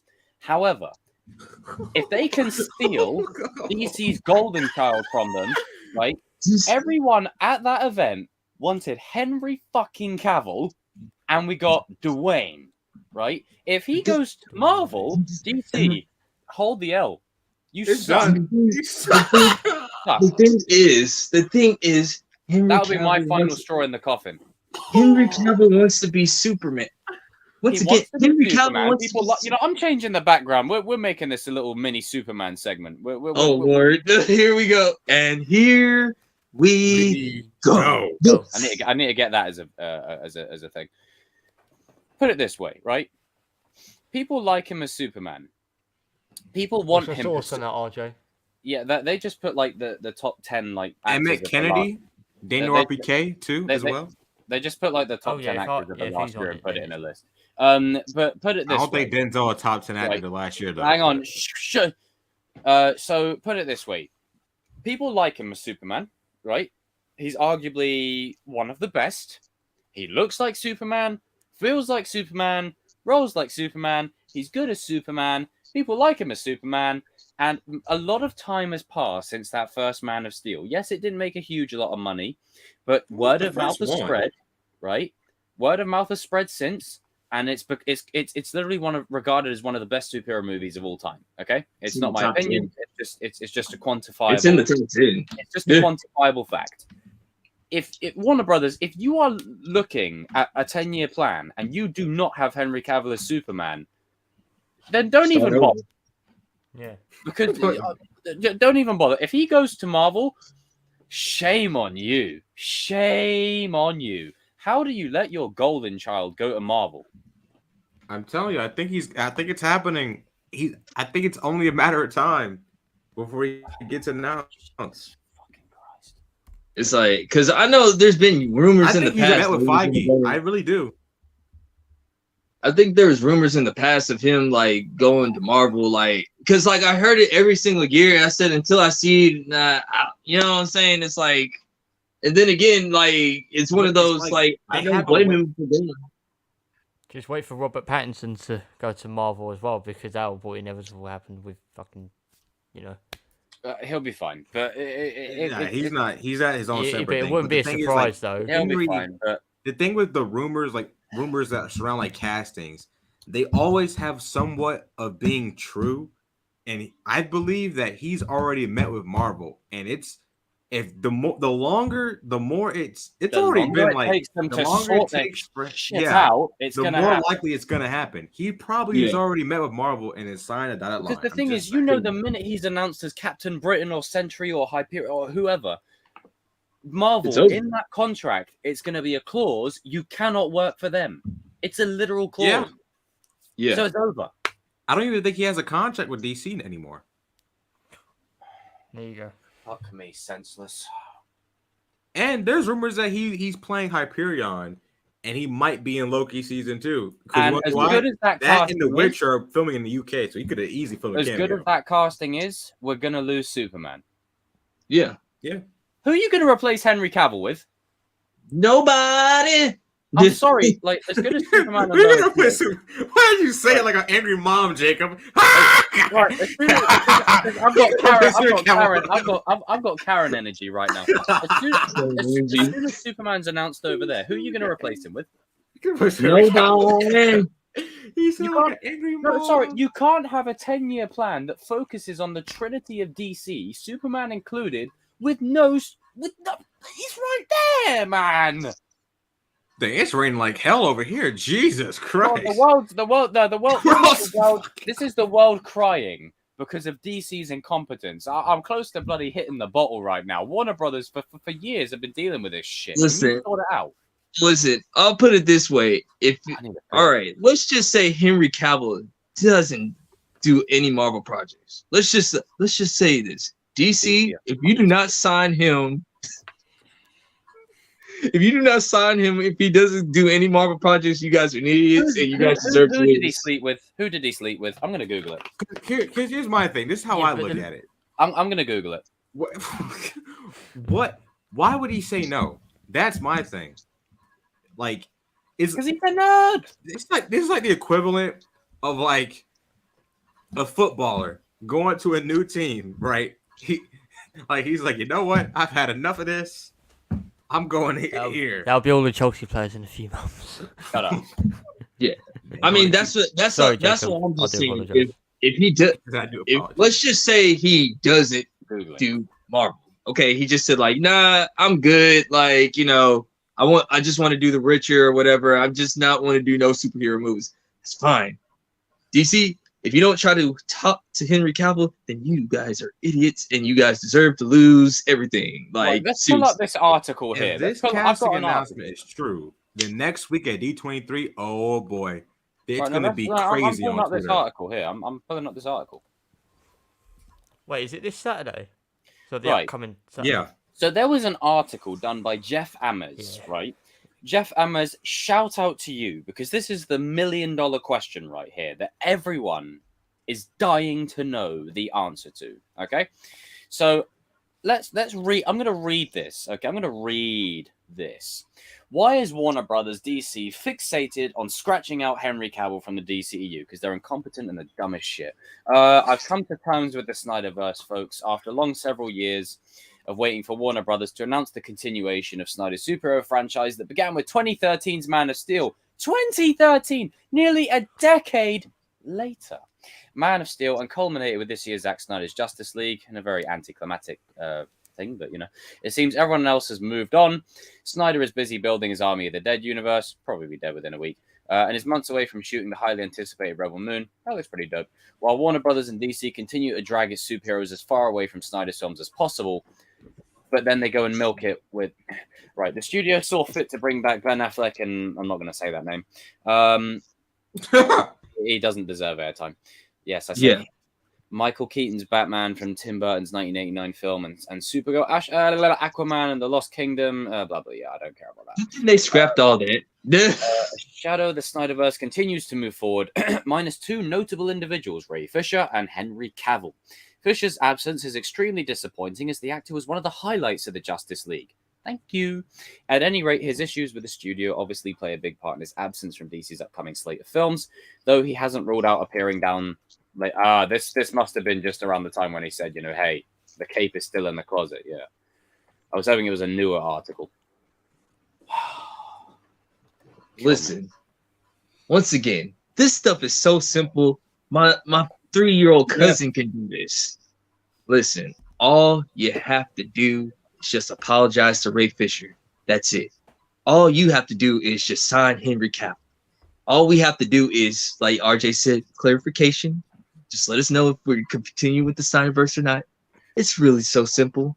But you know what? Everything has to be difficult in Warner Brothers. It's all, and you want to know what? It's been like that since before David Zaslav even got there. Their company has always been like weird, dog. Like since the beginning of the company, it's always been like, how can I say it? It's probably not gonna happen. Speaking of goals at the start of the stream, don't be like DC. Yeah, pretty much. Like, once again, this is the gods among us. Once again, we're gonna transition to some Marvel memory lane because it's getting depressing. But once again, this is the Justice League. This is God. If he gets announced for Marvel next week, it's over. God, it's done. It is over. Because I'm sorry, look, Ben Affleck is cool, and I'm not going to say the name. Jason Momoa is cool, but Henry Cavill, man, he's the guy. He's the one who started this unit. What are you doing, man? Sorry, what the hell are you lot doing over there? You know what, DC? Hire me, and I will solve this problem. Just give Henry creative control over his projects, because I keep on hearing he wants creative control over the projects. Don't know if he's a nerd. He'll know the character inside and out. So, I don't know. I really don't know. Once again, this is the gods among us. We're talking about Batman, I'm tired of Superman, and Wonder Woman. Yeah, I'm tired of the disrespect. Like, I love Marvel to death, but all that I see at the moment is anytime there's a Marvel project that's average at best nowadays, it's like, oh my god, it's so much better than DC. Like, that's all I hear 24/7, and I'm like, man. Can I add on to your point there? All right, people, it's okay to say something's not good. Thank you. Why are we at this day and age where we gotta kiss ass? Like. No, I'm being serious. Like, I'm this gets on my nerves. There's one thing that I hate in this world. It's bad. It's not a bad thing. These annoying, and I'm channeling my inner CM Punk ass kissers that just kiss ass. Like, it's annoying, and you could say something is not good. Okay, we say when something's not good, we generally say we don't like it. It's not good. I know I do. Yeah, like, and just because somebody doesn't like something doesn't mean that, oh my god, you're a hater if it had this and that. Like, no, okay. Stop the ass. Yeah, start exactly. Stop the ass kicking it. I was watching that episode the other day. Anyway, I love that. This. As much as I like Marvel has fooled audiences on how they perceive film. Their movies are not that great. And no, I'm not talking about just that. I'm talking about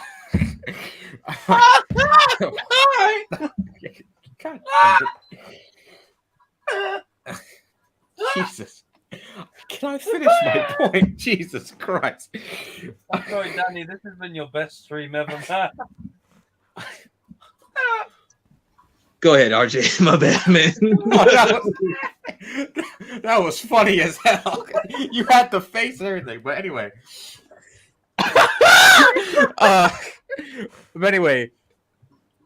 Marvel, and listen, we're all nerds. We all like Marvel and stuff, but what I mean by that is people nowadays will say stuff like, "Oh, there's this channel on Twitter that they said the Lord of the Rings prequel show or whatever that they said, like, most people like it, but he said, oh, it's not good, it's boring, but you were sucking She-Hulk's penis like it was giving you like the heavens, like glory of love, like crap. Like, that's my issue with people. They'll say something open wide,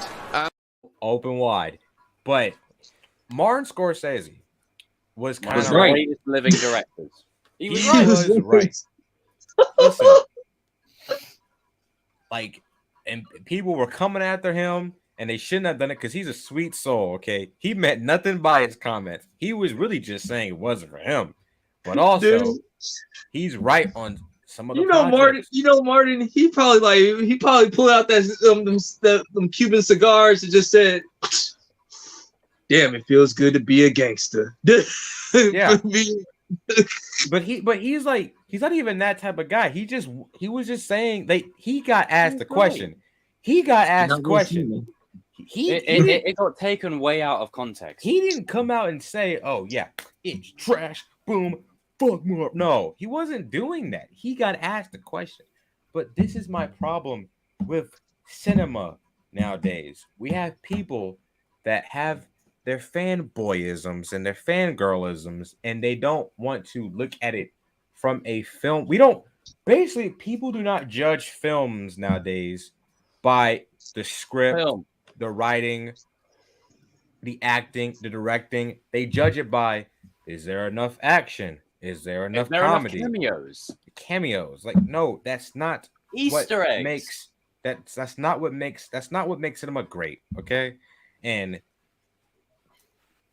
yeah, Star Wars, but make Star Wars great again. Like how you just said, put it down. But to wrap up my point, like, I just feel like people need to understand that not everything is about cameos. Like, you can learn to accept other people's opinions. We're too busy going back and forth and arguing with people online and shit. It's so annoying. Like, just say, if you don't like something, you don't like something. Like, Jacob, you said that She-Hulk's not for you. That's fine. It's not for you. You don't need to watch it. And on that, if you like it, then that's great. That's great. But it's just not for me. And that's that. Yeah. It doesn't make you less of a fan. It doesn't make you more of a fan. I said this to Danny before we kicked off. As soon as I watched Top Gun Maverick, I said movie of the year. You want to know why? Because when you watch enough movies and shows, you know what's going to slap. You know. Yeah. Like, it's not, put it this way. Would I rewatch Top Gun Maverick more than I would rewatch Revenge of the Sith? No, obviously not, because Revenge of the Sith is more to me. Yeah, because I don't want to cry all the time. I'm gonna just be honest. I don't want to cry all the time. But that's my subjective opinion. But from just the objective stance, Top Gun Maverick was so freaking good. Same as even the Batman, in my opinion. It's just, you have these movies and shows where you watch them and you know they're going to slap. Stranger Things Volume 4. Like Season 4, Volume 1 and 2. Like, slapped. Like, you just know. Yeah. When you see the trailer for something, like Top Gun's trailer wasn't anything special, but the movie was freaking dope. And then you get a trailer for, let's say, Morbius, Easter eggs, details, and the movie is Some people like it. So, there's obviously two extremes there. But my point is, when you watch enough movies and shows, sometimes you just know what's for you and what isn't. And that's fine. It's dopamine is a real problem. We talked about this in the past, Jacob, where we said Marvel is more really like the comics. Sopranos, bro, I gotta say. Hey, everyone, go watch The Sopranos. That's shit. Anyway, they don't make intros like they used to, except on this channel. But Marvel is more like the comics than ever before. You can pick and choose what you want to watch, because not everything connects to one big thing now. Because in the Infinity Saga, but also the universe is so expansive now. There's so much. Like in the Infinity Saga, every project was leading to Infinity War and Endgame. Or it was spaced out. You had like 3 projects a year. Now you got like 10. It's like. I was gonna say it like this, like studio wise, like, you know what, Disney, Marvel can do whatever they want, whereas DC can't do. DC Warner Brothers, they can't do what they want. They literally have to start back up from scratch and make a foundation or whatever. Marvel's to the point to where, like, dog, they can put out a horrible phase, which is Phase 4. It's total crap. And don't give me that Spider-Man No Way Home. The fact that you got to relive.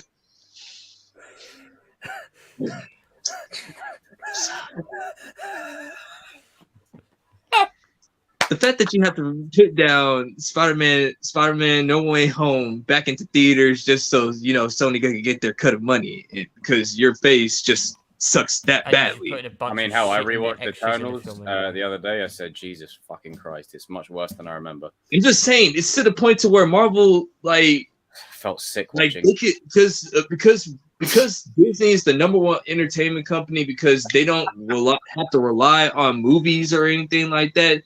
They just rely on the automatic. It's an automatic thing, It's like they don't have to put any more creativity in inside Marvel anymore. They really don't. I mean, so again, Eternals, I felt sick watching it the second time. So Phase 4 is not that great.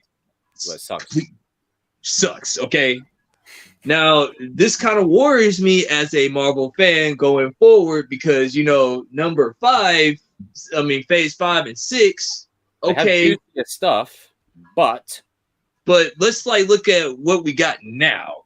Okay, he didn't look at what we got now.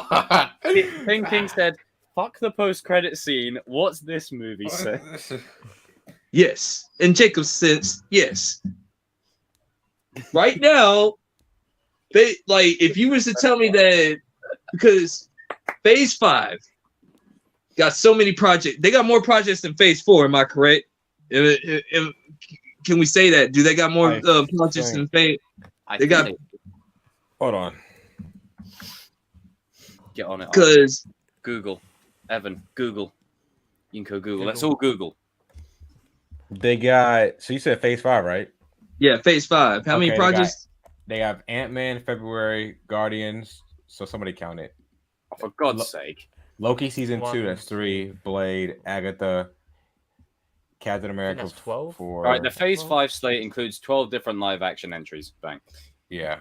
So that's a whole entire year. And then you got Phase 6, that's probably another 12. That's 24 projects. Okay. 1, 2, 3, 4. But there's going to be more in between because they're going to announce stuff next week. So yeah. Yeah, there's 11. Okay, then you got some more stuff after that. The point is more. We got too much. You guys got too much stuff in Disney right now. And seeing as UK, I wouldn't go that far. Most people are mad at Disney right now, and their CGI people are mad at Disney right now. I'm a little 50-50 on Phase 4. I mean Phase 5, because Phase 4, what's done is done. It's done. You got She-Hulk, and then you got Wakanda Forever, and that's it. You know what I'm saying? God bless you. We got some depressing movies coming up. I mean, Black Panther 2, Guardians 3, someone's dying. Ant-Man's probably going to so... I do think Phase 5 and 6 would be really good, though. I think it'll go back to it all leads up to something. It all... I don't really care about all that. I just want my point is, even stories that aren't necessarily... Because, there are some people that just rag on Moon Knight, for instance, or Echo, and they don't understand that those are just origin type kind of shows. They're not Echo and Secret Invasion is going to be better than all the other projects. They're not really connected to the linear story, and that's fine. But with my point, though, is that whether it's linear or not, I still find that even stuff that's linear and might be paid off next phase, this still is bad, even if it's made to look better upon reflection. Enough with the excuses. No, okay, I gotta say something then. I know you don't say this, Jacob, but I am so tired of people saying, no. This isn't directed towards you. This isn't directed towards you. This is directed towards people online. I am so sick of people saying this project makes this project better than it was. Bullshit. No, it does not. That's not how stuff works. Okay. We judge it by in retrospect. Movie. In retrospect, yes, but the initial product, no. It's like, you know what I mean. Okay, you know what I mean. I just have to put it out there because people won't. I mean, stupid. We kind of ventured off. Let's bring it back to the positive a little bit. Let's talk about the Marvel memory lane for a little bit. Let's talk about the Avengers and how we all got started to this. Actually, you know what? Let's keep it negative for a second because that's something I want to say. Right? Let's keep it negative. what's this BS at the moment, right? With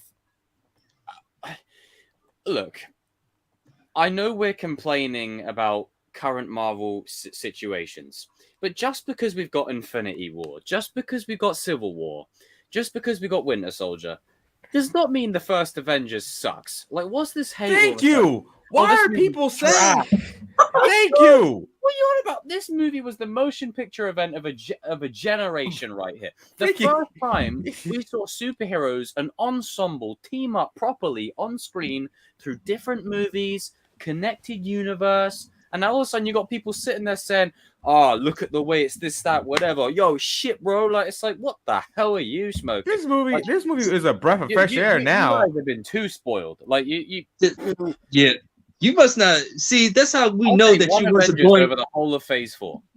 This is how you know you wasn't born in the 90s and the mid 2000s, man. Because y'all spoiled, dog. This is a masterpiece compared to most of them. Is that spoiling goes both ways because fans now can't accept when something's bad because they've been spoiled so much they can't tell what's good and what's bad anymore. They just don't have taste. I'll just call it what it is. And then they've also been spoiled to not appreciate how good something was. You know, is the first Avengers movie the best one? Probably not. But it's enjoyable. It does what it sets out to do. It's real for the time it came out. It was really good. It was big, man. It's a lot of fun. Like, I enjoy watching this movie. You know, it's a lot of fun. A lot of fun. Like, I just don't understand this kind of thing now. Because we're at where we're at, and oh my god, we're gonna get Secret Wars. Oh my god, we're gonna get the Eternity this. Oh my god, we're gonna get this. Oh my god, we're gonna get him doing that to him. We're gonna get him jerking whatever. Like I know we're at that point now, but it's like, can we at least appreciate where we've been? You know, especially again, MCU fans, count your blessings because you were not here in the pre-MCU era. You were not here. Woo! So we have to remind you. Spider-Man 3. I mean, we still got Venom, so you know, Sony's still taking out anyway. Blade 2 and 3. X-Men Origins Wolverine, Last Stand. You know, Avengers, Fantastic Four. Like we've had some L's. We've had some L's. Yeah, sorry, some of these MCU fans, you're not Marvel fans. You're MCU fans. You know, you didn't read a single comic book. You didn't read since day one. Day one, baby. So yeah. I mean, hell, even Evan, right? And I'll use him as an example because you know people will say, okay, well, you guys are like the old guys on the fence. Evan is the youngest one of us here, and shout out to all the MCU movies. But Evan is able to discern the good from the bad, even pre-MCU. Like it's that I'm just using. He rewatched all the MCU movies and he rewatched all the other Marvel movies before the MCU. So it's And Evan, I have to ask: will you take one Top Gun Maverick over half of the MCU? You're damn right. Yeah, of course I will. You're damn right. It's like, love it. In this movie here with the first Avenger movie, like it was setting up stuff, but like it wasn't just a thing. The post-credit scene was a setup. It wasn't trying to movie. The setup for the setup that we get in post-credit scene was the setup. I'm at a point now where I don't give a fuck what the post-credit scene is. What's the movie? Yeah, that's what I'm saying. It's like Revenge of the Sith, right? Having a post-credit scene to like Tarkin sitting there sipping a cup of tea to set up his Death Star conversation. It's like, no, it's setting this up. And then another problem that's happening right now is, I don't need to go and read a book, paragraph 3, sentence 2, page 105 for something that I saw in the movie to make sense in the fucking movie. It's like, no, fuck off with that shit. Make it make sense in the fucking movie. Sorry for cursing. But specifically on this movie, this had never been done before. And this was a wild card. Like, no one knew if it was going to work. No one knew if this was going to slap. And Kevin had taken characters that were always B-list or C-list. Yes, the Avengers were a good team and every Marvel fan loved them. But come on, it's always been Spider-Man, Fantastic Four, X-Men, Silver Surfer, Hulk. It's always been those guys. You know, so when you got Thor, Iron Man, Cap, you know, Hawkeye, Black Widow, you're kind of like, whoa, this is uncharted territory here. Yeah. And they did a good job. I really enjoyed this movie, you know? because they said that Kevin Feige was like 50-50 on this movie because he was nervous like the first because it was like it's either gonna land or it's not. Yeah, and when it became the #1 movie in America of like more than 2 weeks, that's when he said like. Put it this way, every single person that made fun of me for being a nerd, I remember it vividly, went to go see it, and I said, "You hypocritical motherfuckers." But you know, I was like, "You hypocritical you just want to be a part of that. You just want to be a part of the hype."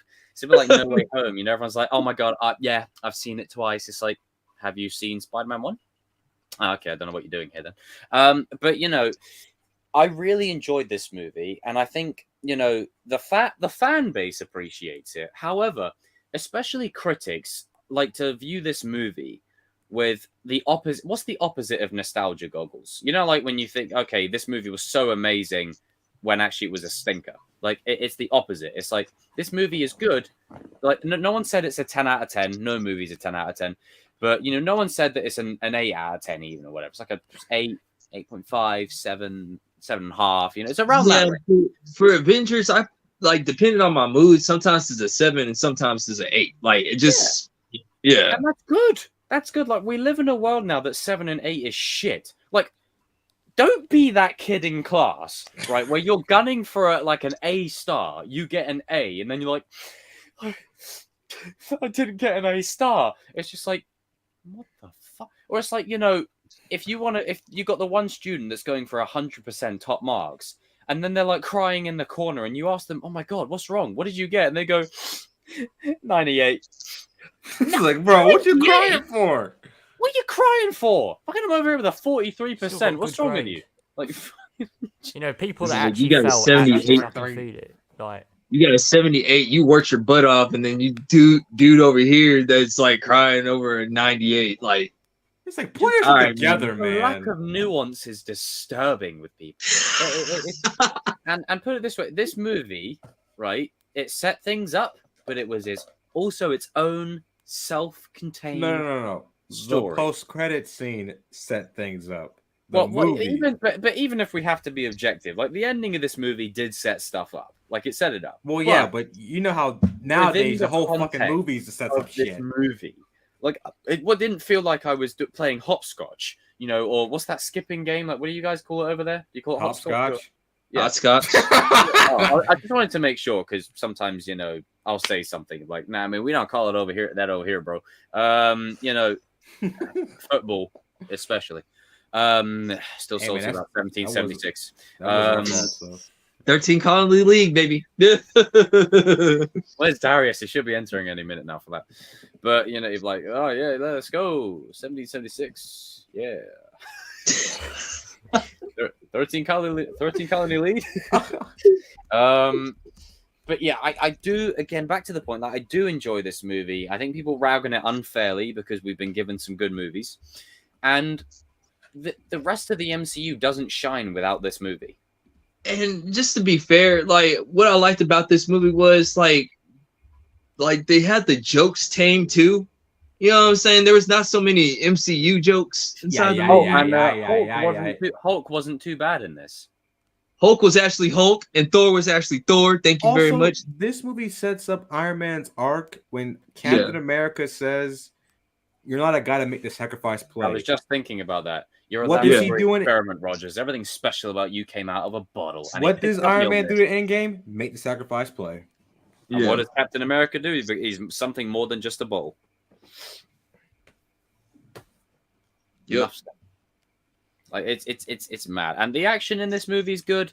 Every character, you feel like you're watching a superhero movie, And even though Iron Man 3 is coming up, the first time that I was watching Tony go in that portal, I was thinking, he's got a movie coming up, but what if? Could always be a throw off. Yeah. I just got to that part where Hulk saved him. Like at the time, they hadn't announced a sequel yet because they wanted to see how this one would do. So it was like, maybe this could be a one and done. Tony, what's going on?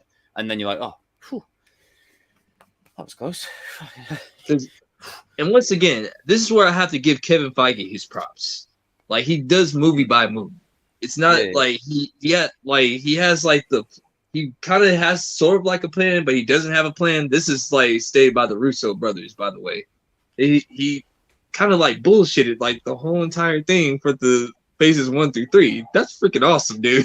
Like I'll give you a salute right there, sir. I think that when they say like he has a plan, I think they mean like Thanos is the final boss. That's what they mean, like a plan. Yeah.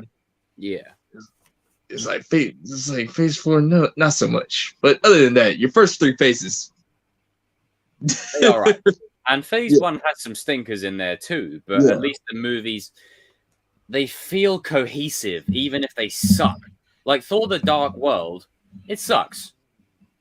Like it sucks. It's terrible. When we get into phase 2, it story-wise, it works narratively, even though it sucks.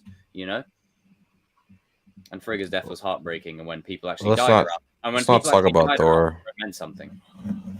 Hey, at least Taika Waititi's not doing number 5. Hey, I don't. Celebrate good times, oh yeah. I'll celebrate when I actually see that the movie's good and he's not directing. No, I don't want him anywhere near it. Have Darius writing it. Have Darius, me, you writing it, and then have and TCK. I will also want to have that drink. TCK on that as well. Good lord. But no, I think, this movie... Hire me to write the next Spider-Man film, please. Thank you. Yeah, it's probably not going to happen. I think... though. Very well should, though. But I really do appreciate this first movie for what it is, and I rewatch it a lot, And Hawkeye kind of gets shafted towards the latter half of the movie, so I was like, Age of Ultron, my boy better shine.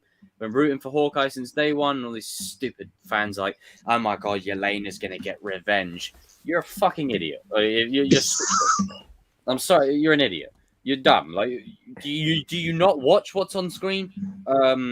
You think he's not gonna talk to her and explain her the full story? Like, and they kind of do, but unfortunately, in the show they have a BVS moment.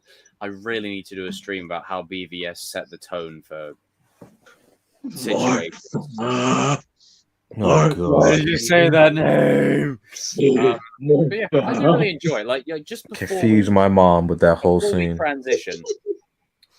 Let's do our top scenes. I think let's do our top 3 scenes each. So number 1 for me is that shot of the 6 of them. Yeah. That right there, iconic. Not like the tickety talkers say nowadays, where it could be bloody Wanda making a toast. It's iconic. She can make toast. Get that shit out of here. It's stupid. That was iconic. That shot of the 6 heroes. The recruiting of all the characters was organic. I loved it. I love Cap's one the most. That was good. He's unboxing like punches the bag. And my third one has to be either Tony putting the missile through the portal or Hulk smash. And that's my 3 when Hulk felt like Hulk a bit. Not as much as the 2008 one, but he still felt like Hulk. Make Hulk great again. 2024. 2024. I can say because I have no idea anything about American politics. Good. Don't need to. Go ahead, Yinky. It's been a while since I've seen it, but definitely the scene where they meet Bruce Banner. Oh yeah. Of course, the ending. The ending is good. Third one, probably the opening too. Okay, yeah, the opening is really good. Yeah, I like it where he's like up in his nest as usual. Like we talking about Hawkeye, and like Clint's like just doing this, and he's like, it gets out like, oh, this is badass, baby. This is badass. I see better from a distance.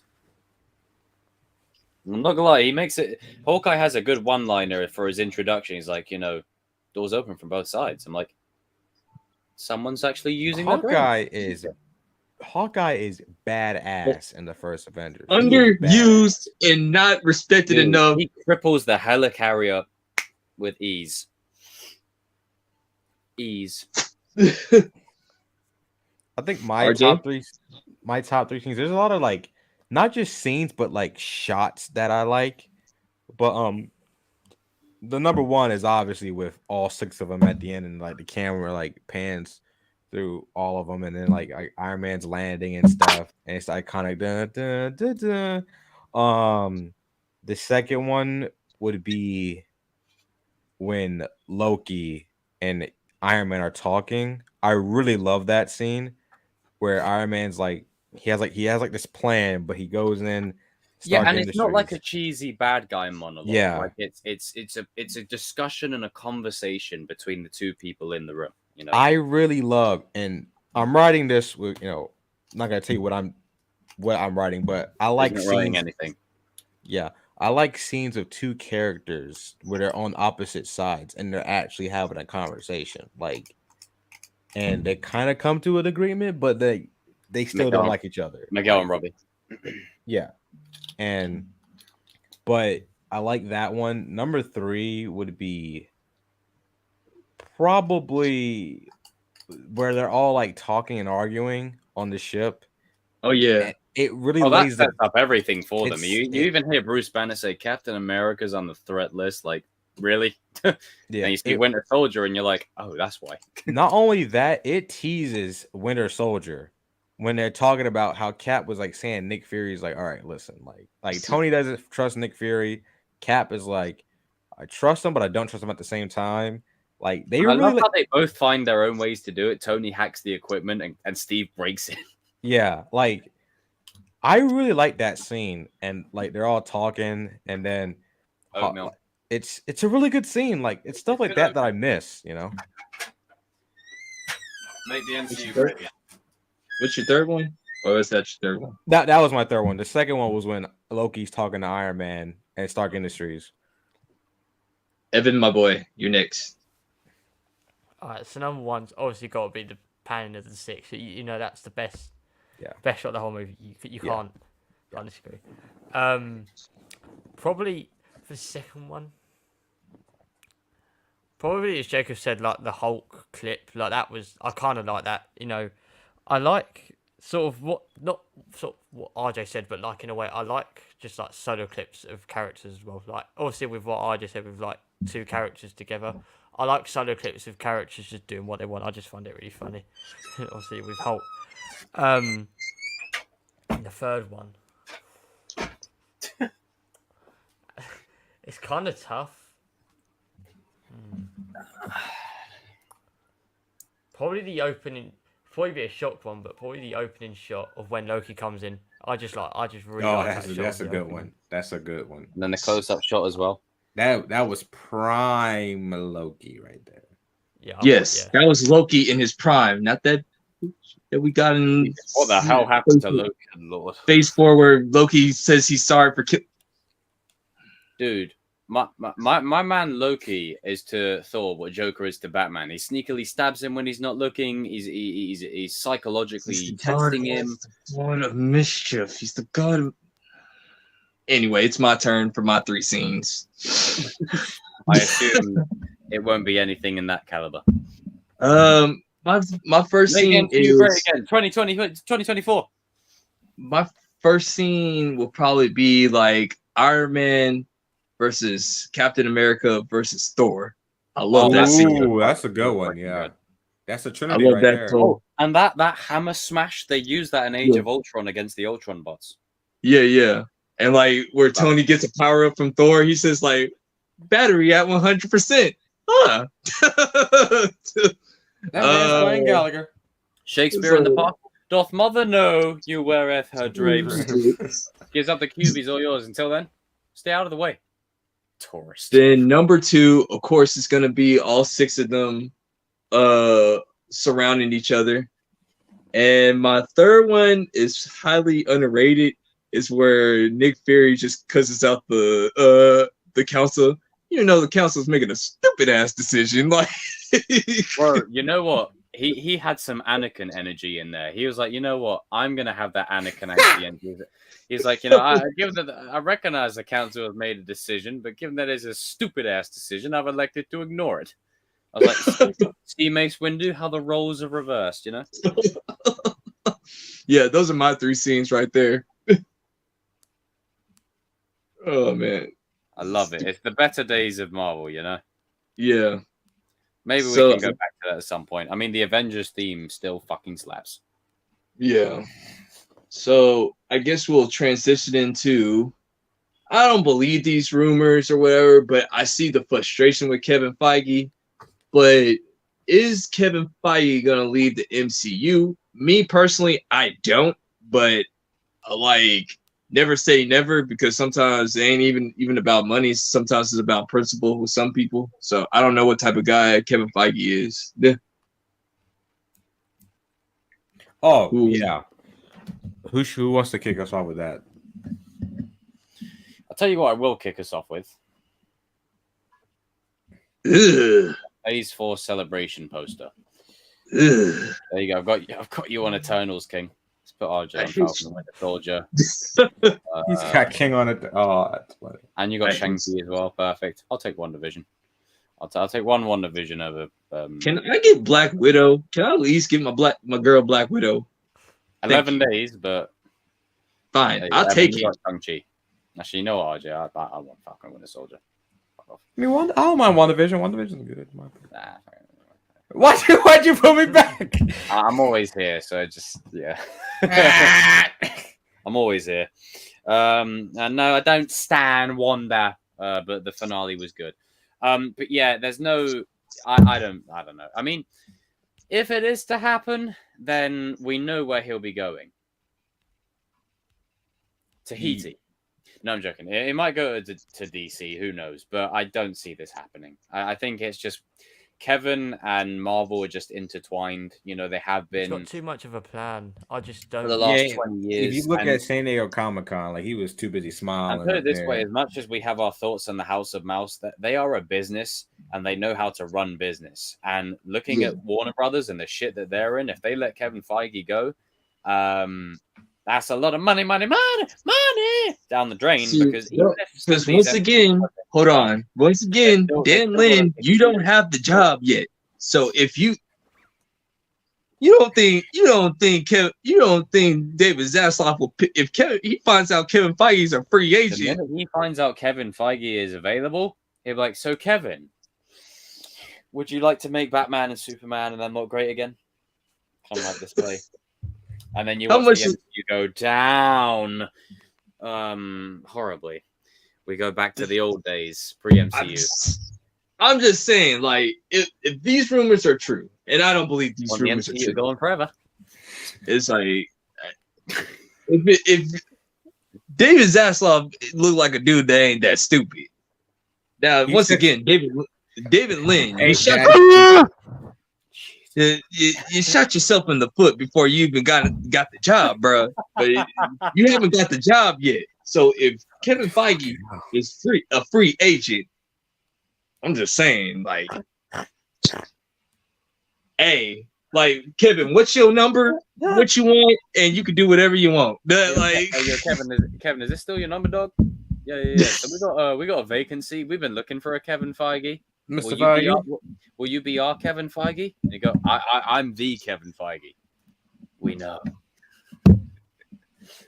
They can make it work. Yeah. I mean, I don't. No, go ahead, King. No. Go ahead. Oh, I've heard like rumors that like he's doing like a Star Wars movie and like he's gonna go to Star Wars, but like because he's a big Star Wars. He's actually a big Star Wars fan. A lot of people don't know that he's a huge Star Wars fan, but they've said like he wants to focus on that. But I don't know about that. I think that comic books is more his priority.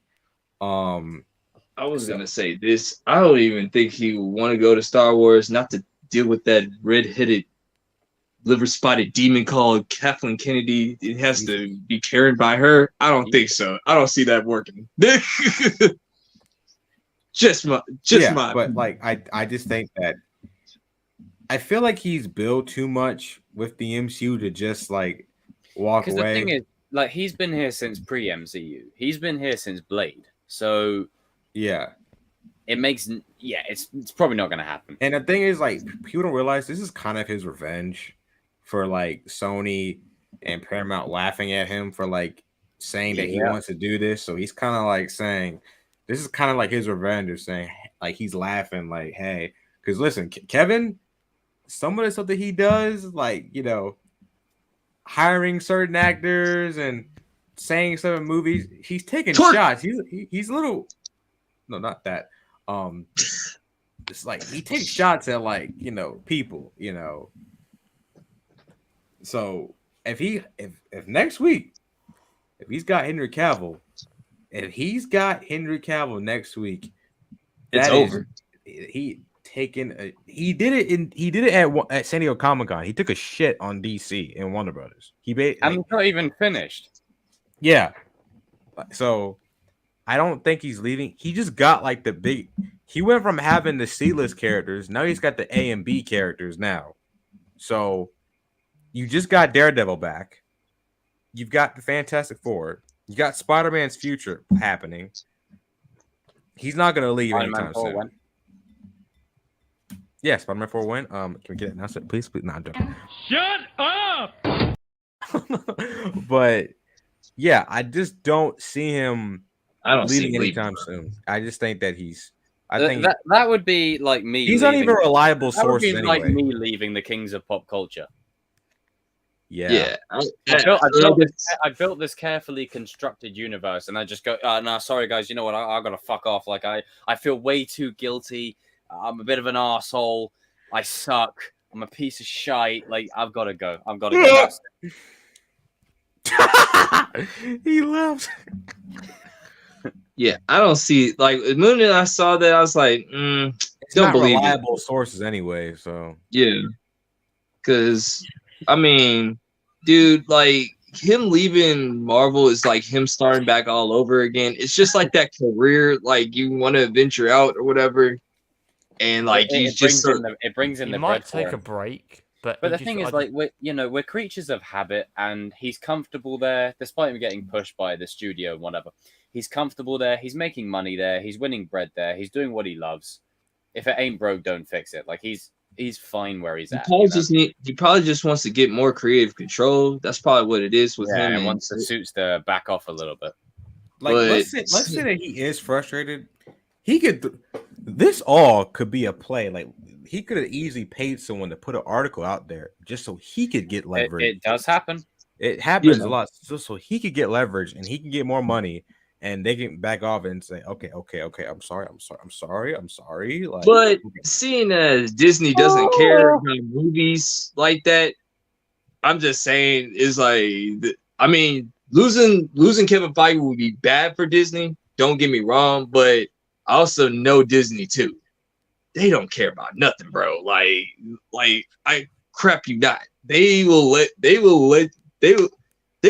worse than, I'll put it this way, they're worse than Sony. They would not apologize to anybody. They'll let their whole entire Marvel MCU go down. As long as that theme park is still running, they don't care about any of this. Like, this is just like extra pocket change to them. Like that's true, but when it comes like the recent stuff, they have been like okay. Because when the Spider-Man deal in 2019, they didn't have to call Sony and say, hey, let's come up with a new deal or something like that. Yeah, they didn't have to do that. They didn't have to do that. They did it.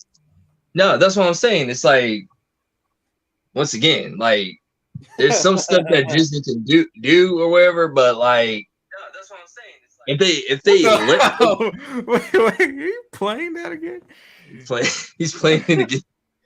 No, I'm just saying, as long as that theme park is still running, they don't really care about their movies. Like the Disney of old that you know and love, they gone. They ain't coming back. They have went full on. They're trying to make live action remakes of like stuff. It's like okay. It's done. The magic is gone. There's a bunch of corporate suits. Walt Disney, Walt Disney, he'd be rolling in his grave right now if he's looking at this right now. Listen, it's done. The magic is gone. It is what it is. But as far as Kevin Feige, I don't see him leaving. If they do let him leave, I guarantee you David Zaslav will hire him on the spot. Like, what you want and like how much do you want and when do you want to start? Like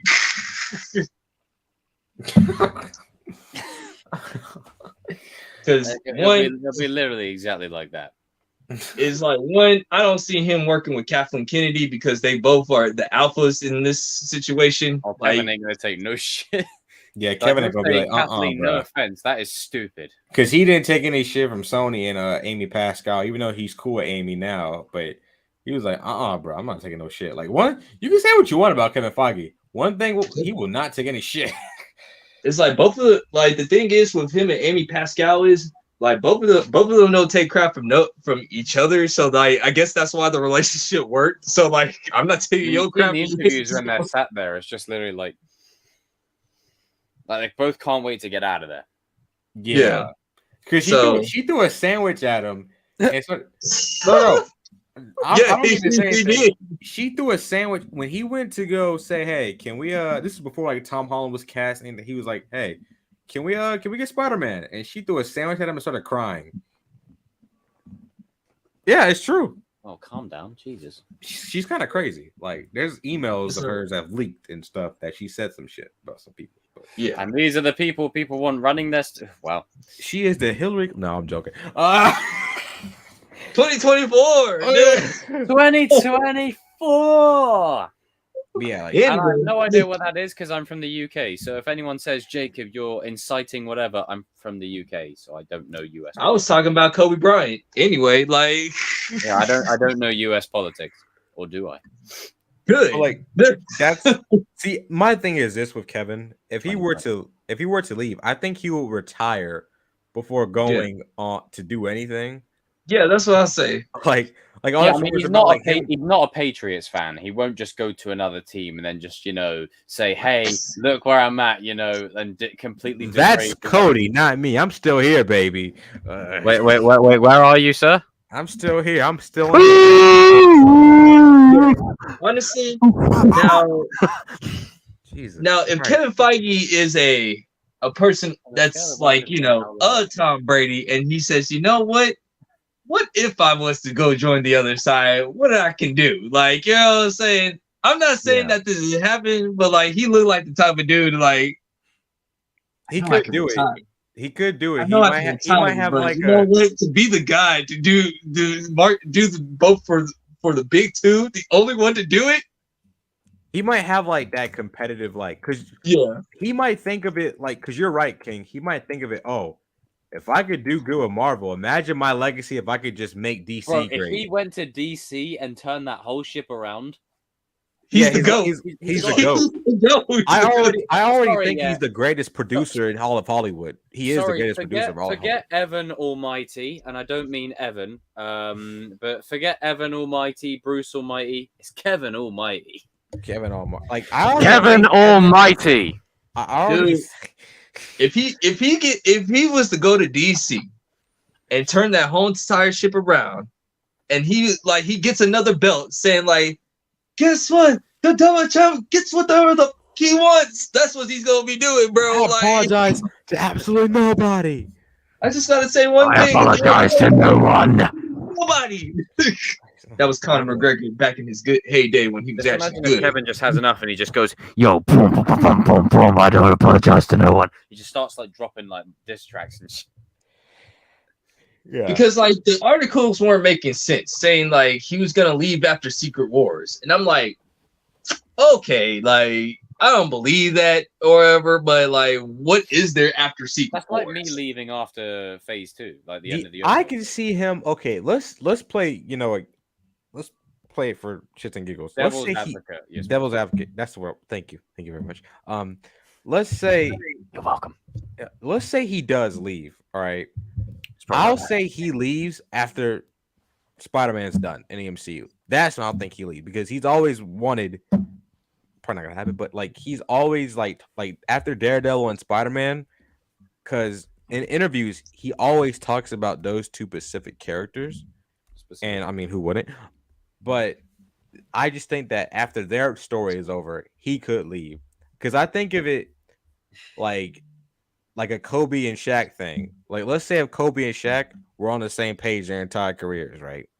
Woo! If they were on if they were on. King knows what I'm talking about. If they were on the same page, right? Oh, and NBA. If Kobe retired, then Shaq would have retired with him. That's how I think of it, like that. That's what I think of Kevin. Like if he were to leave, the MCU. Yeah, that's why I just said, like, I don't believe these rumors. Like, once again, when you see on the internet, take it all with a grain of salt. But I just put it on there because, like, I needed to fill up a slot. But also, it was just fun to talk about. But, It's definitely something to talk about because the thing is, never say never. If it happens, we can always reference this discussion and say, hey, we called it. We called. No. You got to do it like everyone go off camera. Everyone go off camera. Everyone go off camera and say it all together in 3, 2, 1. We called it. We called it. Now come back to camera. Just want to say one thing. I called it, okay? Because I was right. I'm always right, okay? Like, listen, I was wrong last season, but I'm right this season. That's all that matters.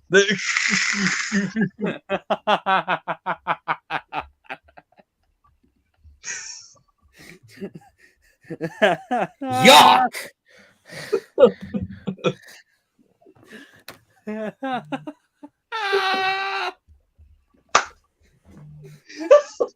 Fucking hell. Good lord. But yeah, this is great. I mean, we can probably transition now into I assume it's our final topic. It's gonna be our final topic, baby. Final topic. We are talking about Cobra Kai! Cobra Kai! It never dies. Well, someone's gonna die. Like Johnny said, this time Cobra Kai's gonna die. That is not true. Chosen dies. Oh no, Chosen, Silver, and Crystal, remember? So who's left? What are you gonna kill everyone? What the hell, man? Sensei Fit Dayun. Hey. So this is going to be our final thoughts on season 5 before the big day, September 9th. Fist. Carry on. So, guys, how do you guys feel about season 5 coming through? What is your guys' last thoughts on what's going to happen? My language, but I'm fucking hyped, and Friday needs to hurry up. Wow, sir, you need some soap in that mouth. Like, no, but do you know what? How about some super glue? Here you go. Evan. You need some soap in that mouth. No, but do you know what, King? Do you know what? As much as I'm happy for season 5 to come out, we need this break. Just massively. We need this break as well. Oh my god. We do. There is no way there's a channel called Strike Hard Productions. Oh my god. Wait, what? Who, Kevin Costner? That is not a name. Oh Lord. Anyway, do not feed the monkeys in the chat.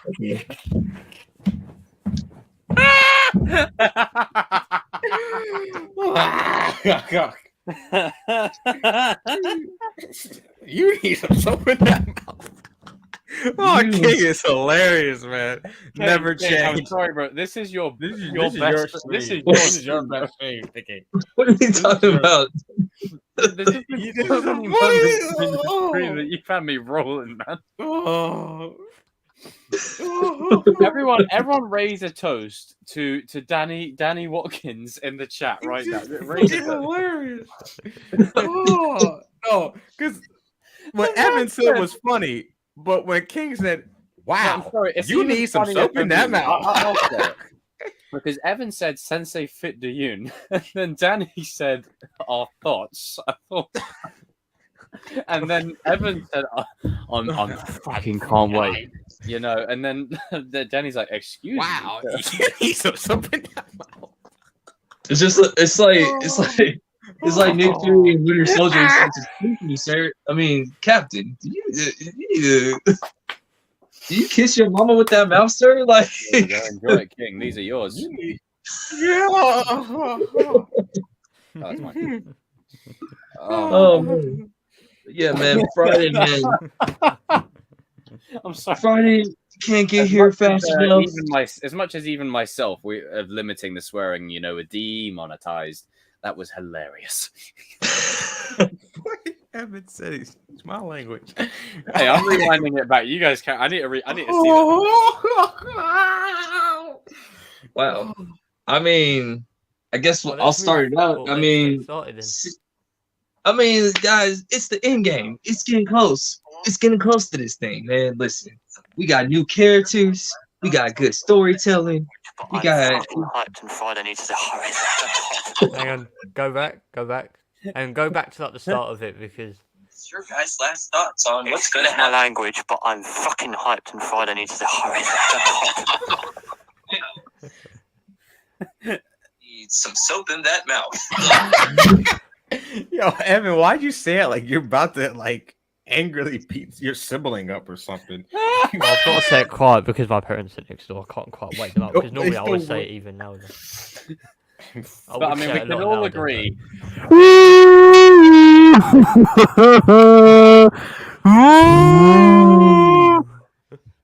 Sorry, I had to get it out of the way. There we go. Now it's out of the way. We can get back on job. Everyone, get all the laughter out.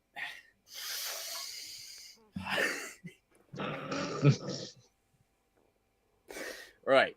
So, Danny, what was the name of this topic?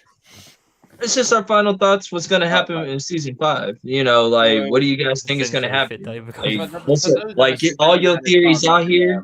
Like, get it all out. We might be here for an hour or two. I don't know. Like, can I just say the most obvious theory? Chosen, Silver, and Chris all die because some actual people think that's going to happen and actually make videos about it. But we will refrain from saying those characters.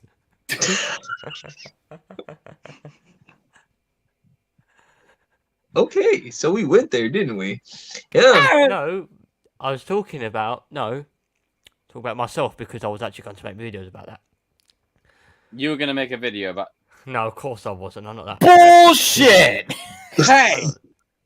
Sir, I'll put some soap in your mouth.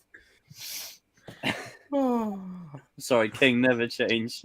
Oh, Jacob, you froze there and your face just looked really accurate. Oh my god, or is that just... Got you there, didn't I? Oh, I've got a headache now. I might have to take the headband off. Oh, Jesus. But yeah, actually, I got to roll out soon, guys. I got work tomorrow morning, but I'm going to give my thoughts real quick. Everyone, give a toast to Yinko in the chat. He's going to give his thoughts. He gets to get his thoughts real quick.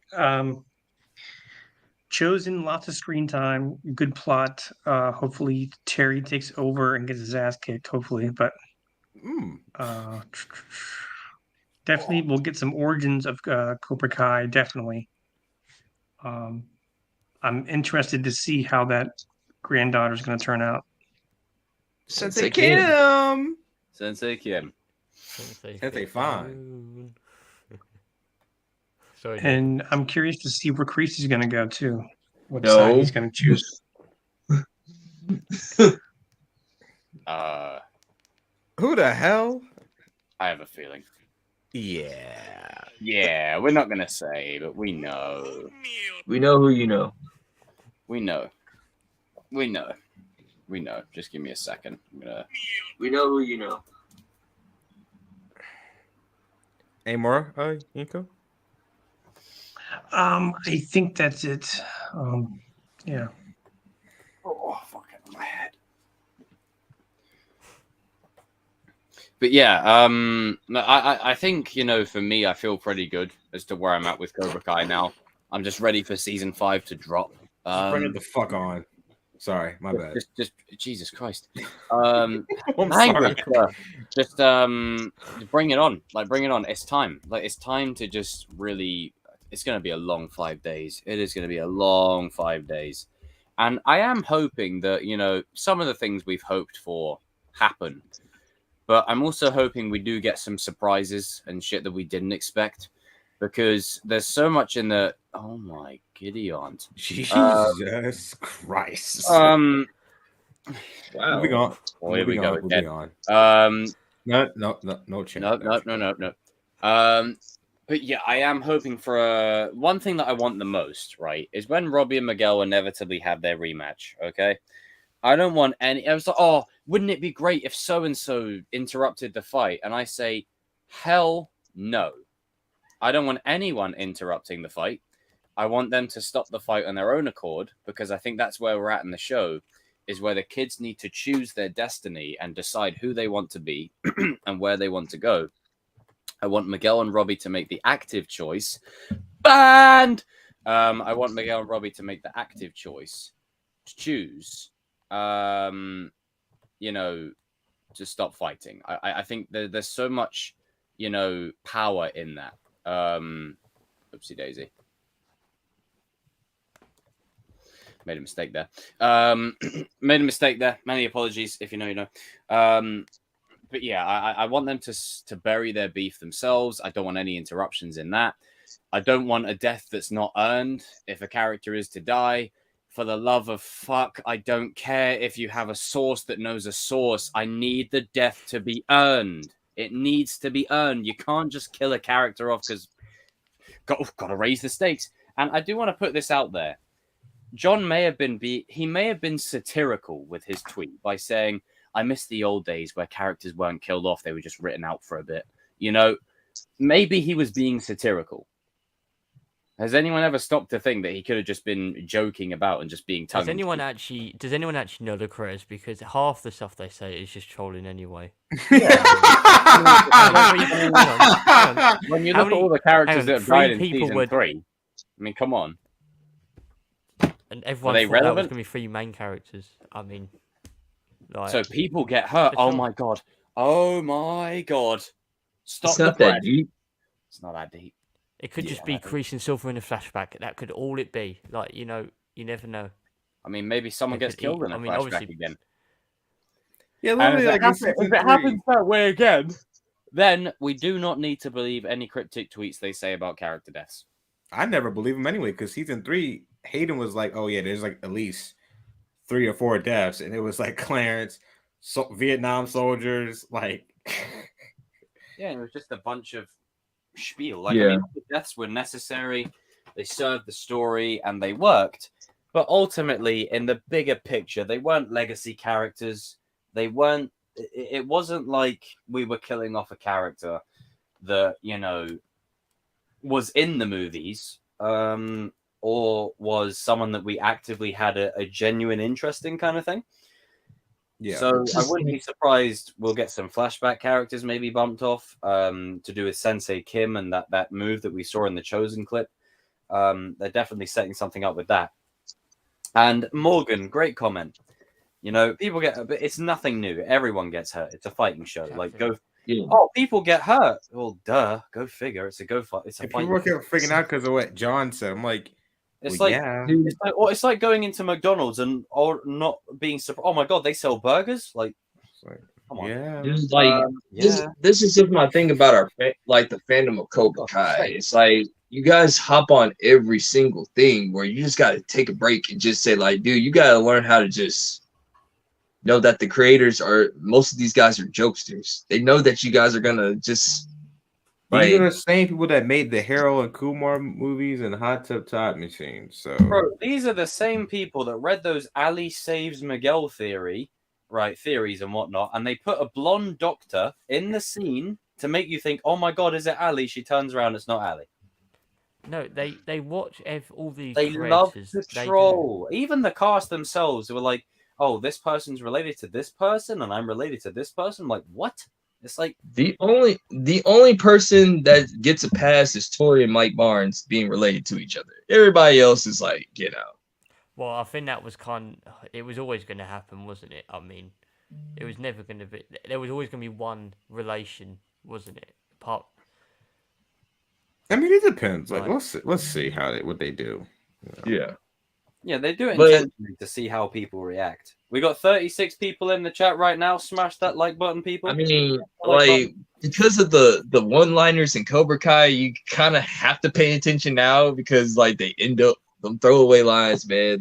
End up be your freaking plot through the next. With that kind of stuff, it's within the context of the show, so I can kind of run with it a bit more. But when the creators are tweeting it out, it's literally done in an effort to troll people. And the thing is, lest we not forget, yes, the creators have a passion for this universe and this project and these characters, Well, let's just keep it. American Pie, guys. It's as Tarantino said in his interview once. Like, I'm here to sell my movie. Like, this is a commercial for the movie. Right, movie. Like, they're advertising it because they need to sell it. Like, it's called drumming up hype. It's how you build the hype train. Like, it's standard PR. Like, it's see, normal. I'm gonna tell you where some of your other Cobra Kai creators ain't gonna tell you. Listen, it's called marketing. That's what they're not telling you. It's marketing. It's really It's gonna be right for about a year and a half. It's been done so many times. I mean, good luck to everyone out there that is going to endure some extreme clickbait for the next year and a half. Every single set incident, every single cryptic tweet, every single image, every single trailer font is going to be a video. Watch this. Listen, Ralph Macchio dropped his phone. It's news. This is where we're at in 2022. That's news. This is bring on Ralph Macchio dropping his phone is a sign that I prefer my other one of William Zabka stubbed his toe in the middle of filming. Yes. You know, that requires a video. Wow. But oh my goodness, we saw. No, you won't believe what happens to Johnny this season. Cobra Kai season 5. We saw Tanner Buchanan. We saw Mary Mouser hanging out with each other in L.A. This must be something. Maybe they're getting ready for season 6. No. Oh, better yet, they're all in Atlanta, but it's not for filming. It's for something else. What if they're huge Atlanta Braves fans? You just don't know. These people got lives.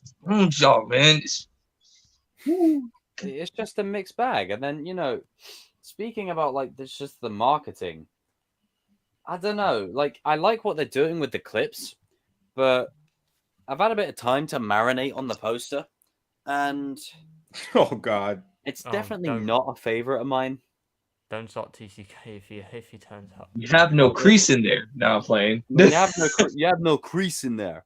And it's just a bunch of characters mashed up together. No, it just doesn't look as good as the previous two. You know. Especially the third season 3's one. That's my favorite. That's my favorite. Yeah, season 3. That one's my favorite because all the characters, like, it looks like they look like they're being swarmed by like a load of snakes. It's creative. Like, this one's just a bunch of characters put together with a Photoshop background. I do like season thumbnail.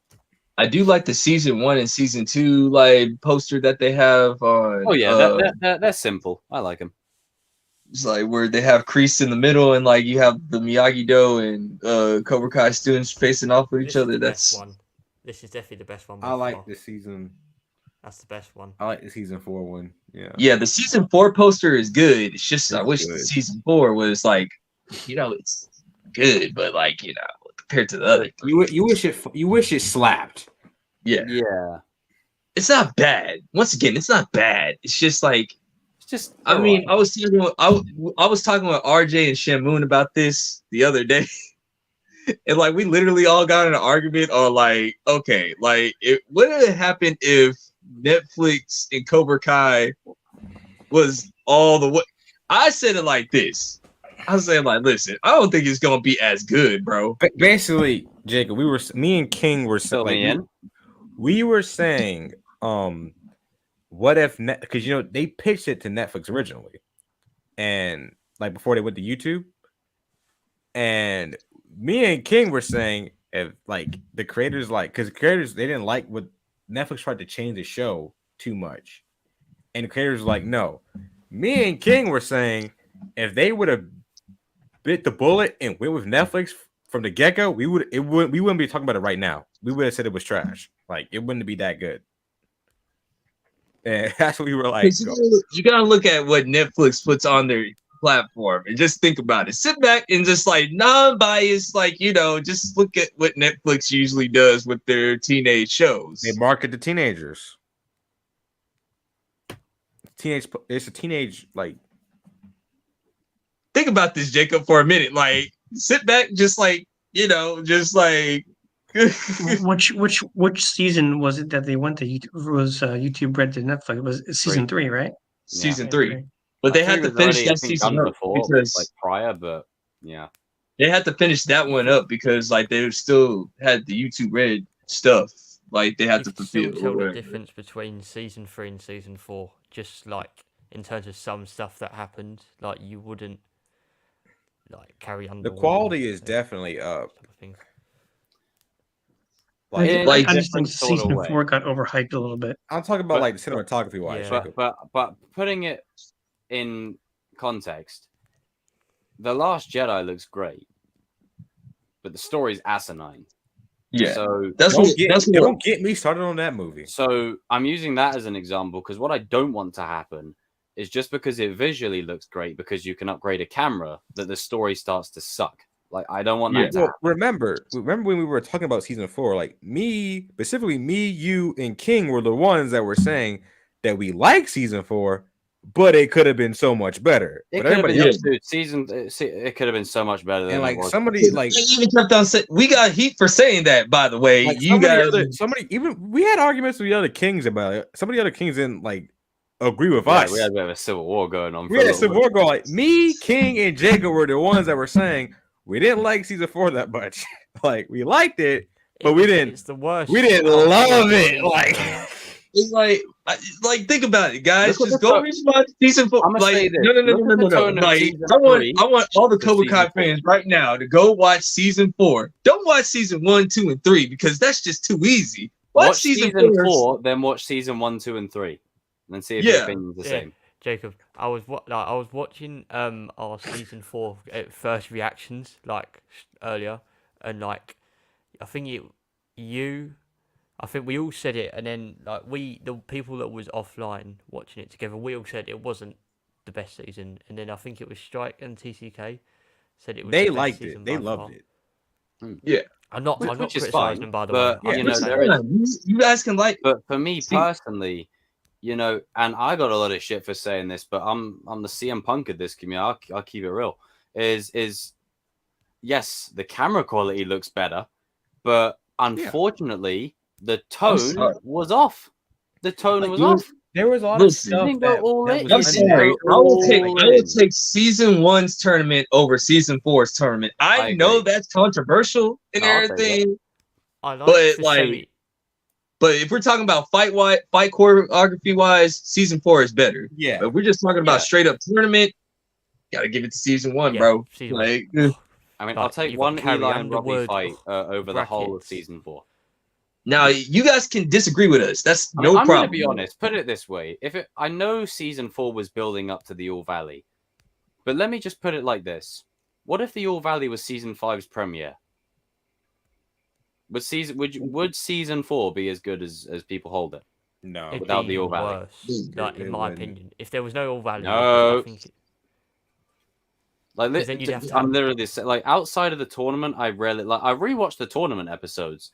It's like the same thing with Kenobi. I watch episodes 5 and 6. I'm not watching the rest. I mean, there was some stuff with season 4 that I liked, but there was just so much stuff where like you just know, like, I think Netflix. You know what? It felt Netflix top with the creators. That whole Harry Underwood stuff. You remember the reaction where it was just like, I was like, who the fuck? I don't care. Get her out of this. What is this? Because we've got. I remember specifically. I remember me and King were the ones getting pissed off at the part where it was episode 7, Cakes Get Chicks, I believe. Yeah, Cakes Get no. Or was that episode 6? Yeah, that was episode 6. Yeah.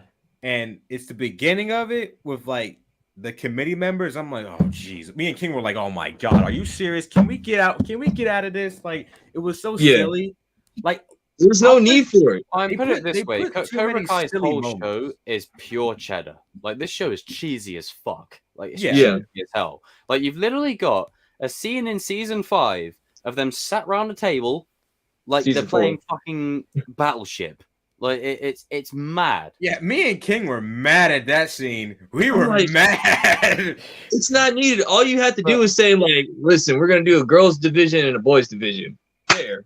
But you didn't need screaming over each other and doing like that. And I don't want anyone to get the wrong impression. Like, I do like season 4, and we do like it. It's just the weakest of the bunch, and that's okay. Like, season 5 looks better, but then again, so did season 4. Hang on. How good was the season 4 trailer, and how good did we hype it up, or how high, and how disappointed did we come away?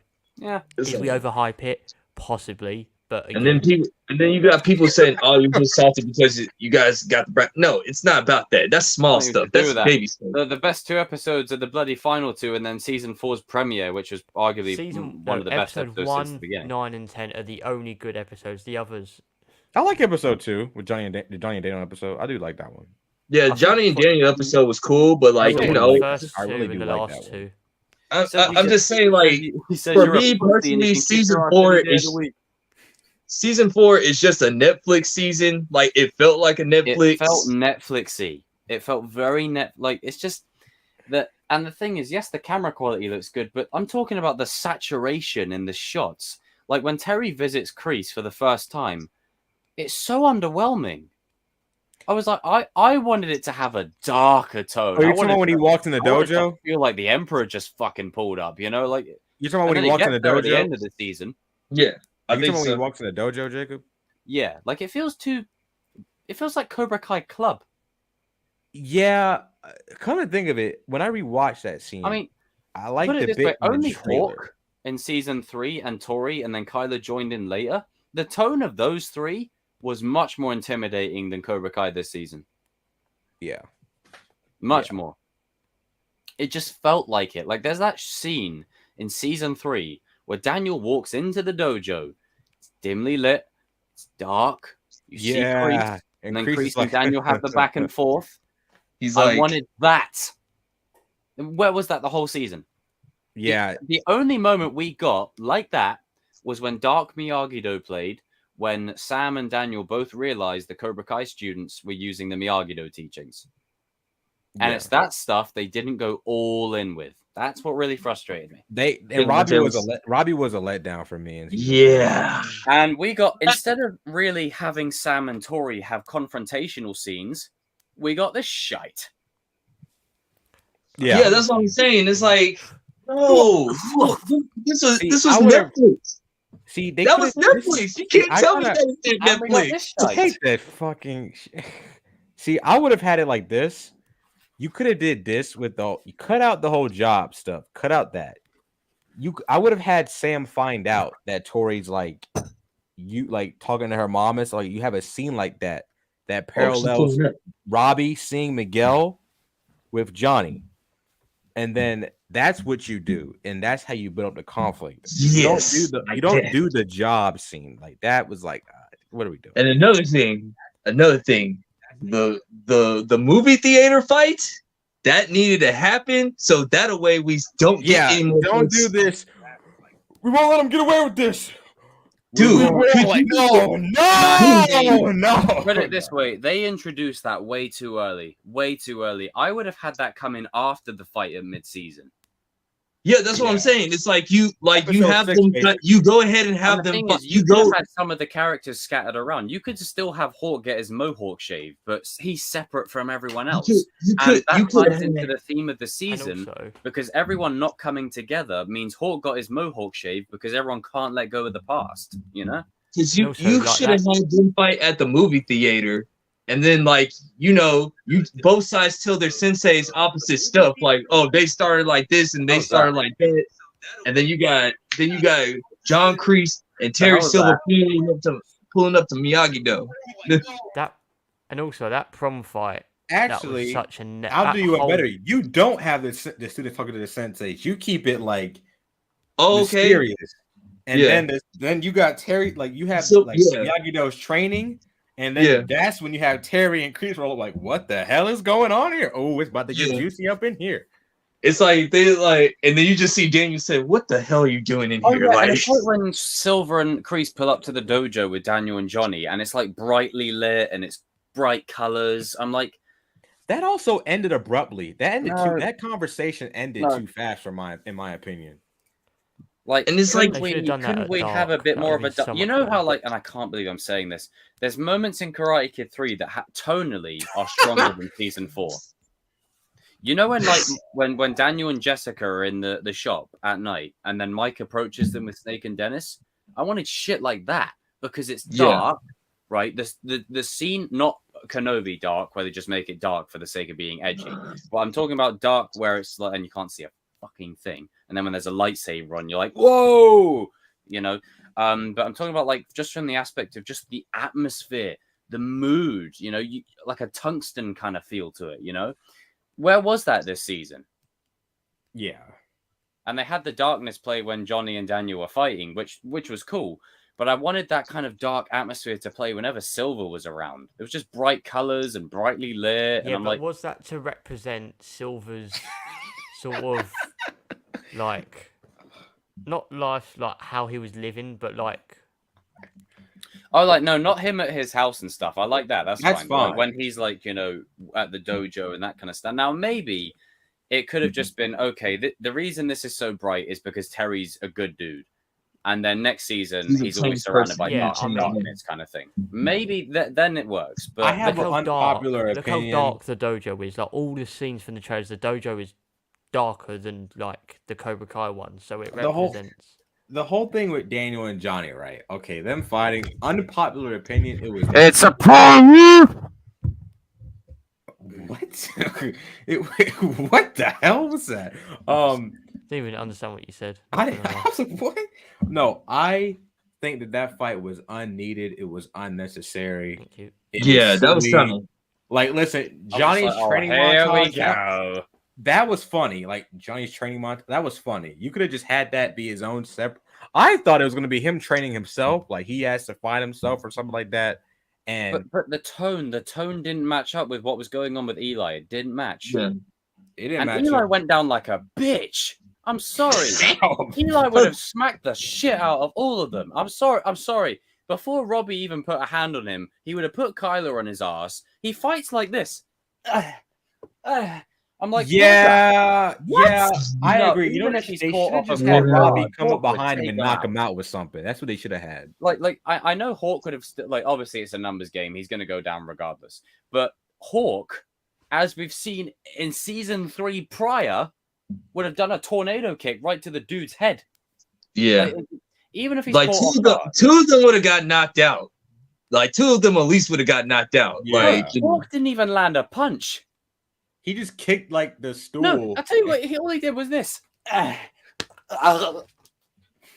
That's literally. And where was his tattoo guy at? All Like, he freaking did. I said, That's what the deleted scene. No, I think... no. You have him go down in a blaze of glory. You don't just. What are you doing? No. Now, obviously, if Kyler and Robbie drag him down, that's fine. But the two NPC characters there, they would not touch Hawk, bro. He didn't even hit them.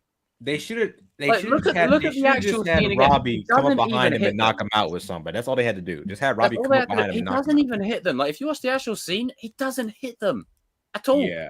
That's what I'm saying. It's like to me, guys, like once again, you drop him right in the damn bloody you don't thing have right to there. agree with us or anything like that. It's just like for us, I'm speaking for me and only me, and I know RJ and Jacob and Evan and Yinko, they speak for themselves. For me, season 4 is just not the best season. I still Also, like it for what it is. There's some good stuff. I mean, I wherever, don't get the idea that about- we're ragging on it in that sense. I still like still it. Like, I like can it. rewatch it, but it's not my favorite. It's not my What go-to about, season. What about Stingray and the Neighbor? How needed I'm was sorry, that? but they could have. Okay, the intro to that episode, right? I'm gonna like, take my plate episode down. was I'm gonna bad. take my plate That down. was episode 8, right? That was that, such a that, bad episode. That was okay. Stingray's funny and all. I like Stingray, but but the tone of this season, I know they set up something It's for him the in season tone. 5, but his character was not shouldn't have been in season 4, in my opinion. yeah. Now See, you like, could have still brought Stingray in to get beaten up by Silver, but you didn't need to do all that. Yeah, because Yes. I said it before. He was a catalyst for a prom fight. He was a plot device to set up a prom fight. That was not needed. And look, speaking of prom fight, I know Evan and all of us just said like it was not.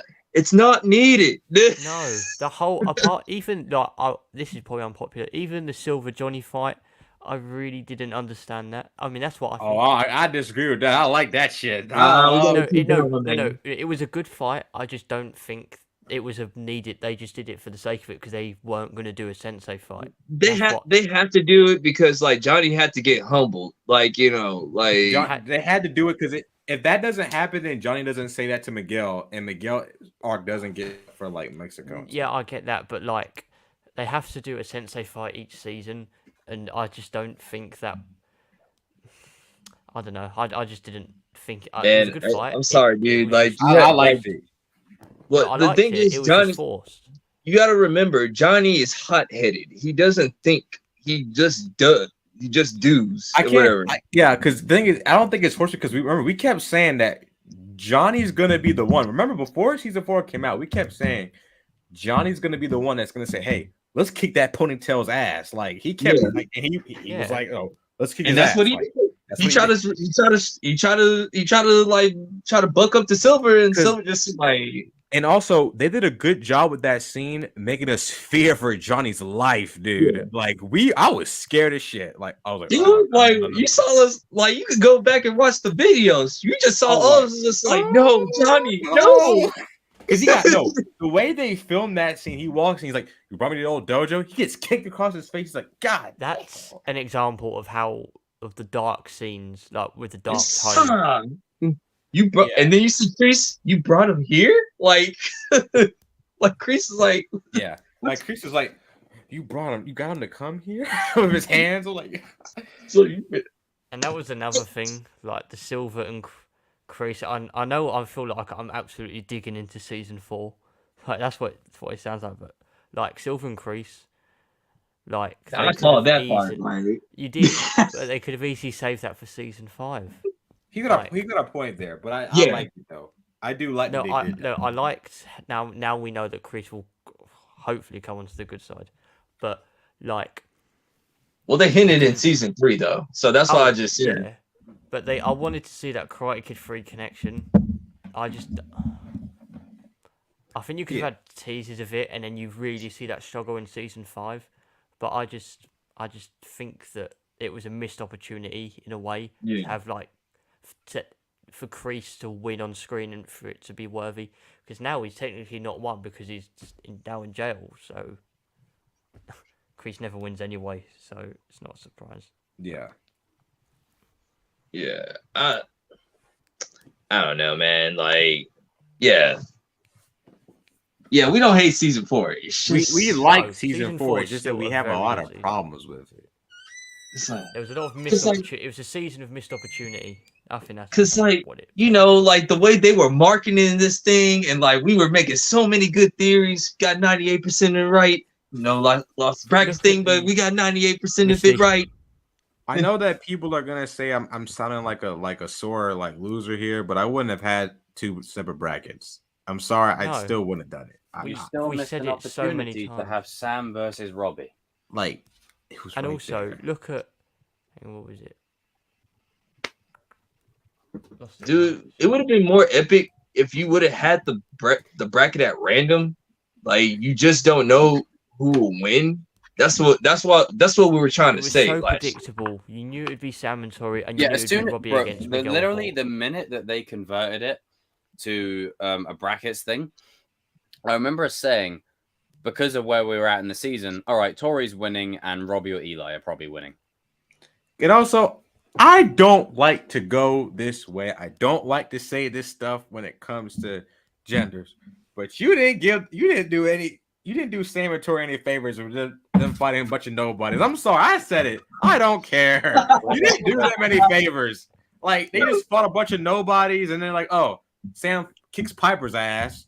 Like, yeah, and where's Piper now in season 5? I think she quit. I mean, what even about the bet? I mean, that was all meaningless. Oh, but some, some people. How many times did we say Johnny would go to Cobra Kai and Daniel would fund it, or that sort of thing? Like, that was either we was really stupid, or that was such a missed opportunity. But I mean, like, other than that, this season is good. Like, I can still watch. Oh yeah, like it's got its good moments. It's just not personally what I would have done for the whole thing, you know. Oh yeah. It's just like, alrighty, gents. I gotta roll. I'll catch you guys soon. So that everyone raise a toast to the man himself. Snippity snip. We'll probably only be on for another 15-20 minutes. Because the way I would have done it is say that, Jacob, it will be another hour. The way we could have done it better, man, is like you have the students fight early, or whatever. You have the students fight early, and then John. then you do the reverse in the Karate Kid. Instead of Miyagi-Do and go to Cobra Kai goes to Miyagi-Do and pulls up like they did this time. But there's like, hey, you guys beat up my students or whatever. How about we settle it the All Valley? No more fighting each other. Just like that. Because the way they had it towards the end of episode 4, I was like, oh shit! Like because we were watching, we were like, oh, let's go to episode 5, let's go. And then it was like, oh, okay, that's it. All right. Because like when they come on, man, you know how many times that they pulled up at house party fights or like a parking lot and they just don't do anything. You know how annoying that is. Like they did it in season 2 and then they did it in season 4. You don't blue balls that like that, man. Come on. Yeah. So, man, we didn't even talk about season 5. It's all linked. It's all linked, you know. Because the thing is, as Game Boy says, you know, season 5 has the potential to cover those missed opportunities. Yeah, so, and we talked about this earlier about making things better in reflection kind of thing. No, the initial product still has its things, but there is hope there that season 5 can address some of this, and I think from the looks of it, it does have that sort of darker tone that I was hoping for. And that clip that they released of Daniel and Chosen, where Chosen, like, you know, where they do the bow and he's like, and then strangles him and slams him down. You could have just told me that. Plays. I was like, oh, that's a season 3 tone kind of clip right there. And it's starting to look like that they're gonna probably do the international tournament thing, like because of Jacob Bertrand or whatever. Talk about fighting around the world. So yeah, if I were you guys, I would not be watching these cast reviews. They are kind of spoiling some stuff. And also, I will say that I've now known that there's 2 montages, and it's so annoying. That now that I know what they are, I'm not going to say. But like, thank you for saying, Evan. Good job, Evan. You learned now. Did I say what the montages were? No, I'm just warning you. I don't need to know nothing. Shut up.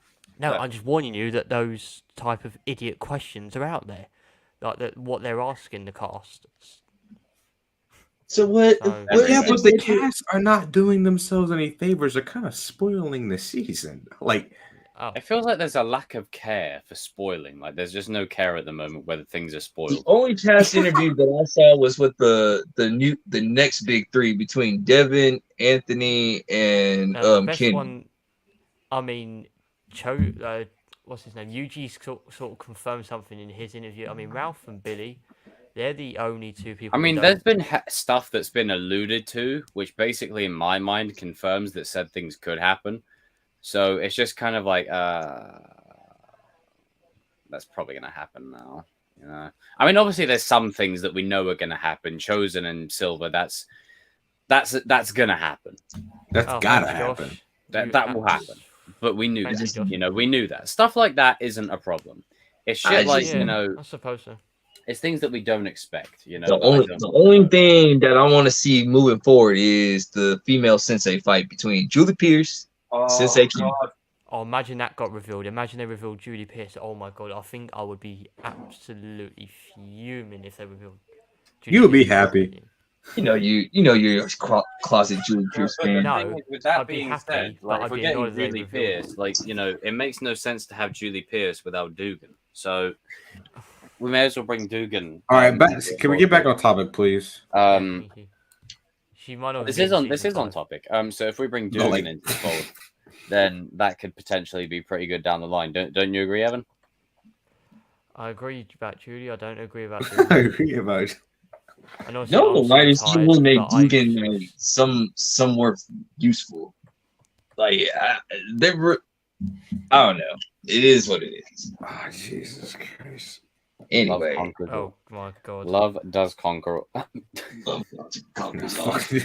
Thank you, CKW. You're Go. Right. You're damn right. Fuck Dugan. And Mariah Carey right there. Yeah. You want to know what? I just want to shout out to the Julie Pierce haters, though, man. All this talk about we don't need her. Well, guess what? You definitely gonna need her this time because, come on. Well, they made such a big deal about the bracket situation. Come on, just makes sense.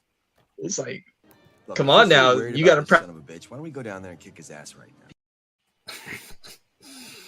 Because come on, I'm gonna have to ask you to keep it down. Shut the fuck up. Beat it. Beat it. Come on now. You think they're gonna have Daniel, Johnny, Chosen try to fight a woman? It's just not gonna look right. Yeah, like, they made such a huge deal of it not happening. So I'm gonna recite an old phrase. I also think that Kenny is gonna be an asshole this season, like a major one. Kenny is gonna be exactly what you thought he was gonna be last season. So RJ, annoying little son of a bitch. Annoying little shit. RJ, that means you were right. You were wrong last year. You're right this year. So guess what? You're right by that logic. Yeah. It's like, good lord. Like, for God's sake, like I did. Oh no. The thing is, like, Kenny's gonna be an annoying little fucker this season. Like, you just know he's gonna be a pain in the bloody ass. So what? Can't believe we're gonna be rooting for Anthony. So what I'm seeing from what the trailers are showing, it looks like they trying to think. It looks like all of them are all on the same side still. Like they still kind of got a mutual respect for one another, like all the kids. Yeah. Like they just come some more than others, yeah. Some more than others. Yeah. Some more than others. Yeah. Like Kenny and Robbie are still cool with one another, even though Kenny is picking on Anthony. Oh, there we go. Yeah. Reach to the screen. Reach to the screen. Wait. Like, fuck, get it in shot. Fucking hell. Small arms. Fuck you. Come on the end of the camera. There we go. There we go. There we go. Got there in the end. This isn't how I trained you, man. Damn it. And then I guess Devin is AKA KD. No, I'm playing like He's a spy. No, we don't mention NBA players in the same vein as I made this explicitly clear the other day. We're not mentioning anything because what's going to happen is someone's going to start. You know exactly what you're doing with that. Yeah, I know. God, I can't wait for it to be said now. Damn it, Danny. Damn it, Danny. Damn it. What are you talking about? Any second now, someone's going to say it. Because I don't want to say it in case, it kicks it off. Like I don't want to say it, but fuck it, I'll say it. Don't let this talking about the Warriors blew a 3-1 lead. There you go. Yeah.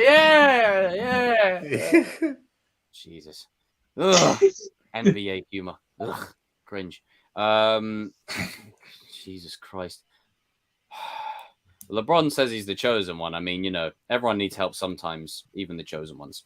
But no, I am looking forward to how certain things can play out this season. One thing in particular is I would like to see Sam go back to her season 3 roots.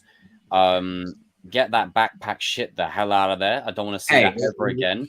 I'm sorry. It looks like Let me finish before you two go on you, because anytime Sam's mentioned, it's going to be a big, oh man, Sam is the GOAT, man. She's the goddamn GOAT. right. You better put some respect on Mary Mouse, man. Don't, baby.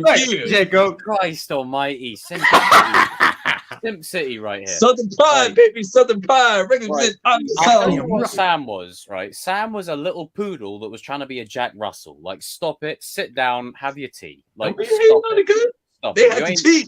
That's like, it. It's like watching Brad listen to Stormzy and then like he's like thinking he's from the ghetto. Like, stop it. Why would you compare it to like, that? because it was cringe. She was like, "I will kick you," and then she was like flicking bottle caps. I'm like, sit the fuck down, man. She had to let her know. I'm like, sit the hell. Let her know. Like, you're not about that life. You never were. You Let come her know. from rich. Don't even bother. Don't even. It was bother. 4 times. She was going for the sweep, but they. Amanda, they however, has the backstory to back up that kind of fire. Sam's just kind of just doing it because she can. She wants to be like the bad girl. It's like, just stop it. Stop. What you mean? Cringe. You know what I mean? It wasn't her about being bad. She just had to let her know. Like, no, it was cringe. And it was one of the biggest. You can say it's cringe, but it was cringe. It was one of the biggest problems of season 4. If you let me finish, this season, right? Sorry to step on your simping. Is I hope we go back to season 3, Sam, where we really see Sam LaRusso, you know, not just Daniel's daughter, not just the love interest, not just Tori's rival and all that shit they were doing last season. I want to see the Sam LaRusso, the leader, coming into her own kind of thing, you know? You know what I'm saying? Yeah. That's what I'm trying to get to. Just so you know, Jacob, I do agree. I just winding you up. We need two fights. See, last year they had to cheat to get the championship. See, she won the last time. Okay, but okay. So let's just put this. Let's talk about that quickly. So this tournament they're going to have. Kenny's going to lose. Devon's going to lose. Tori's going to probably lose. I think Sam and Eli are winning again. Yeah. Like Eli's going to win his one. Sam's going to win her one. What if? Unless Miguel Robbie wins, but that's just overkill. Like, you've got Miguel I Robbie. don't think they're going to fight. Like because I mean, you've got Miguel Robbie, Sam Hawk against Tori, Kyler, and Kenny and Devon. Are you trying to murder them? Hang on. What if this? Another thing before that. If Kenny or Devin beats Sam and Eli, I'll have to talk to the creators. We got to get on there's some collusion Yeah, in the Total universe. Okay, like unless they do some serious. Okay, so Quicksilver method. That's the only way. What if Silver like teaches like Kenny he teaches him something like Quicksilver method. Yeah, well, he's in the trachea move. Yeah, because like Hawk wasn't fazed by Kenny's punches. He was eating those. He was like, he ate that shit, bro. He was like, man, Hawk was just like, oh, come on, stop it, stop. And then he was like, you know what? I've had enough of this shit. Get in there. And then Robbie's like, hey, I think Kenny did give him a good one because he had to think about it. He's just like, couldn't resist, could you? This dude just punched me in the face. Like, what'd I do? Look at the name. You just couldn't resist, could you? Couldn't resist what? I gotta support my character. What are you talking about? If you change the name, I swear to God, don't change the name. You sons of. Change it. Oh yeah, there we go. Yeah, baby. Yeah, baby. Yeah, let's simp. Listen, all you people out there that would try to cheat, cheaters never stop. There's a lesson to be learned. Why does he look like a black mom that's mad at the game? You cheating on my son. That's my boy. That's what's probably gonna happen when Daniel finds out like about the cheating to Terry Silver. That's my daughter. How dare you?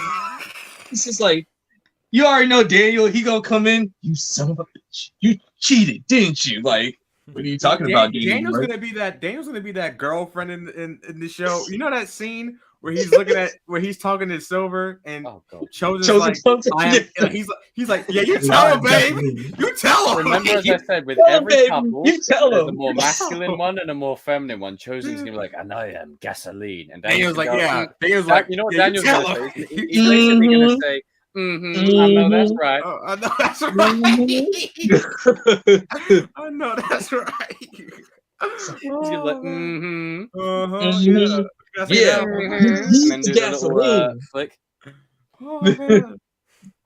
Yeah, that's what's gonna happen. Oh god, Evan's dude, can you just imagine Daniel like setting up like basically like. It's just Evan, what are your thoughts on this? What are your thoughts on the last like 5 minutes or whatever the hell this was?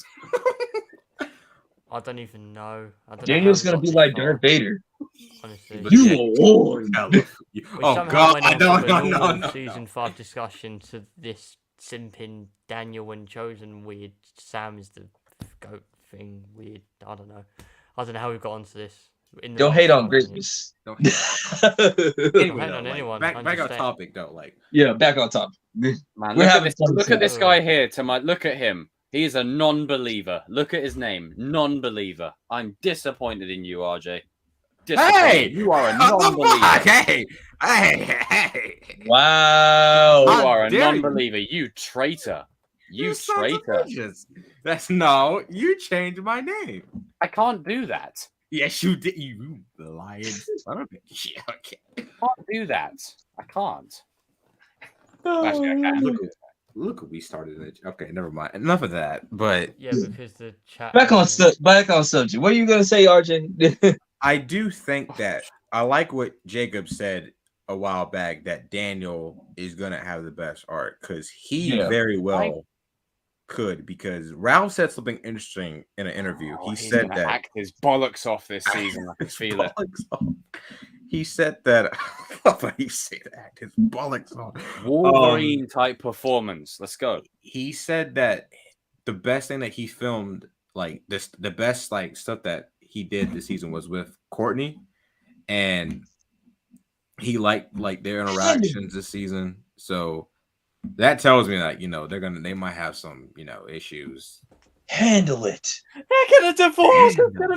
She's gonna sleep with Terry Silver. Like, can we stop trying to cut Daniel, please? What is marriage most people? I know. I mean, the percentage may be low, but marriage does work for some people. Yeah. Believe it or not, two people can coexist in one household. Yeah. With children. So yeah. But anyway, yeah, I'm really interested to see Daniel's arc this season. This season needs to remind people that Daniel is the karate kid. Is that guy, Because everyone's all about fucking every other character now. Everyone's forgotten. Right, look, let's just keep it a buck here. This is Daniel's universe, and we're just living in it. Come on. Yeah. Like, we all love Johnny. And if we go back to season 1, Daniel was right. He was right. Look at what he spawned into. You can literally argue saying that Daniel was the villain. Daniel was right all along. But Daniel was right though. Yeah, I mean, he was a bit of a dick here or there in the first season, and he was being a dick. Yeah, he was right. He was right. Okay, it's It's a hot take, but Daniel was technically the villain in season 1. Yeah, he was the villain.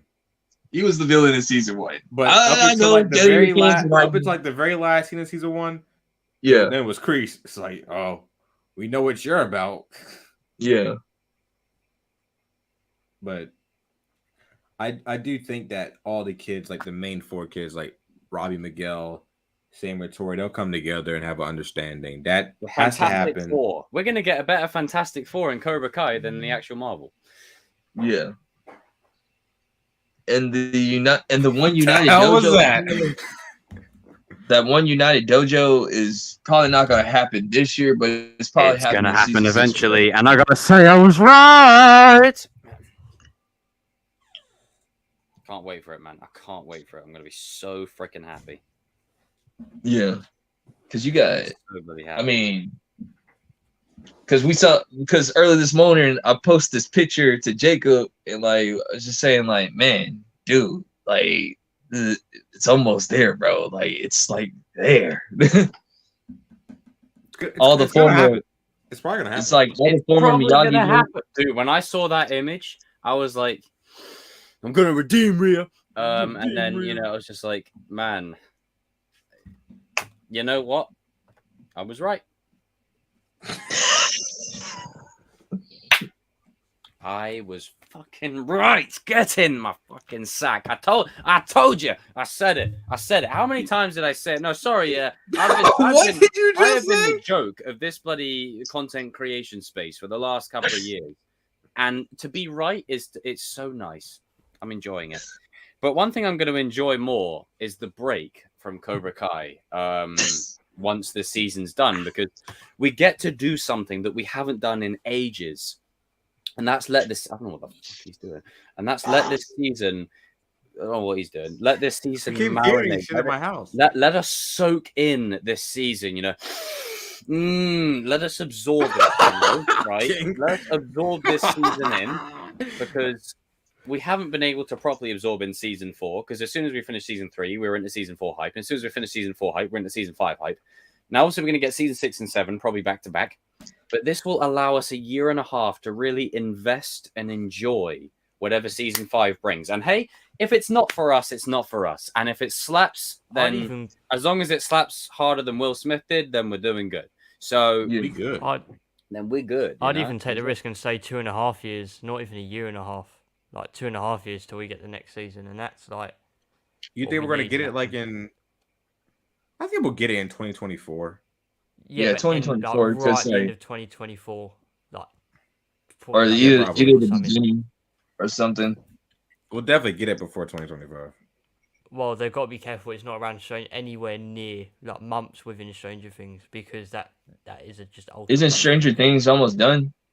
Yeah, it's got one more season. And the importance of knowing when to end it. They're into their final. Yeah, that's in 2024, but Netflix is going to be marketing. There's something else in 2024 as well. Oh God, Kobe Bryant. And I'm from the UK, so I really don't care. I can get away. Welcome with to LA. Get away with saying such things. Oh man. Hey, man, this is dope.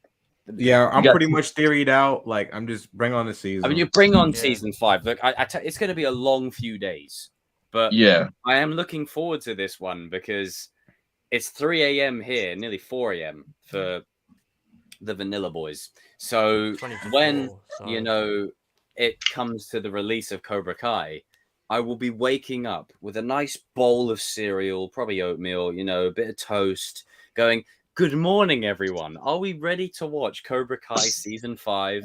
And you're all going to be like, "Oh man, I'm so tired, bro." And it's only like 2 a.m. there, 1 a.m. or midnight for you guys. I won't be saying I'm too tired. I'm going to be hyped.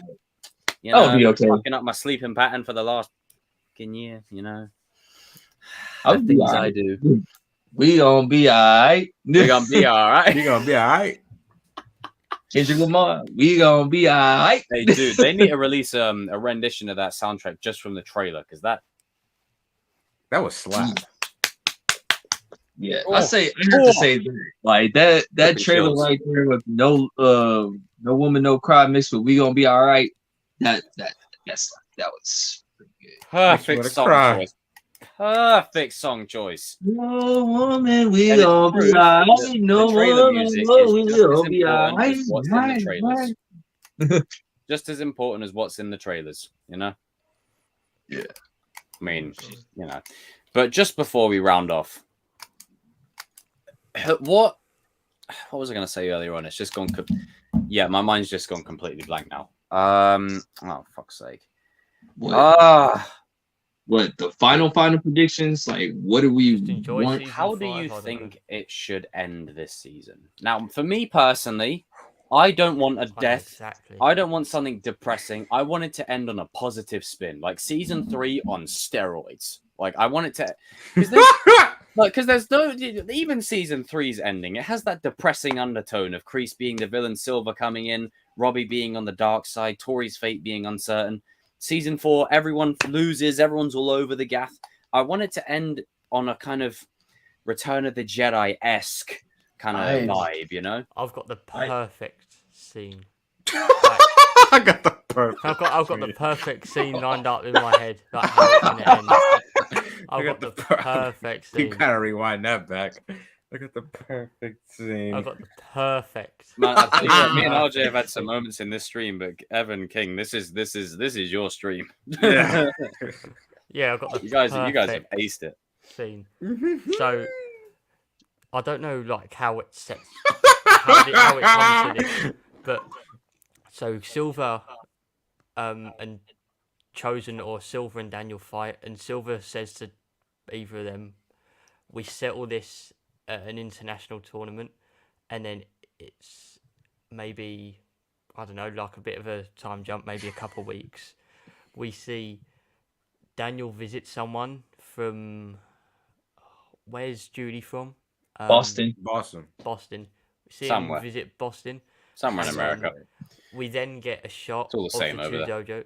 Get a shot of the two dojos. South So you Carolina. get Cobra Kai dojo with Silver, and then you get Sensei Kim and everyone. And Silver's doing a voiceover saying, "Let's go to war." And then you get a shot of Miyagi-Do, just like in season 3, with Kreese's theme and the Miyagi-Do theme. So you see everyone bow. Okay, Evan. He said, "Man said okay." And then you get Kreese walking in. Yeah, he's like, He comes in and he bows to Chosen, Kreese, and Daniel. Johnny and Daniel. Fuck that up. And and then you get Julie walk in, and then she bows, and then you get the very last words of Cruz saying, "Let's go to war," or something like that. Oh! With a cigar in his hand. And then you just see the snake, you have the smoke be like the letters, like, and then you see the snake go zoom. End credits. Dun dun dun dun dun. I've said this before. I want this season to really lay the groundwork of where the show is going. Yeah. And to put aside some rumors of like, oh, let's go to season 10 or 11, 12. Let's go to season 10 because that works for every fucking show out there, doesn't it? This ain't Supernatural. And that show's ours, so let's not do that. But but I just I think that shows ass. I just think that it should really end on like, where is this going? Like, what is the tease the end game? What is basically the Return of the Jedi? Tease the saga. end game. Mwah! And also tease the end game. Make Star Wars great again. Basically, just tease the end game, lay the groundwork where we're going. That's how I wanted to end. No more new characters after season. What, we're now 5. Oh yeah, no more new characters. Like unless it's a legacy, no more new. The roster is like fucking. You bring in Julie and like, that's it. Like 50 odd people. Like we can't be doing this again. Maybe junior students, but we can't be doing this again because there's just too many characters. There's just too many. I definitely want us to have. Like, I definitely want us to have like a happy ending for this one. Can Miyagi-Do just win this time? Like, you know, like. Yeah, I mean, I'm not talking like just the dojo. I want all the kids winning. I want Kenny, Tori. You can everyone all on the same page. You can arguably say that Miyagi-Do won the school fight. Yeah, Miyagi-Do won the school fight, but Kreese technically won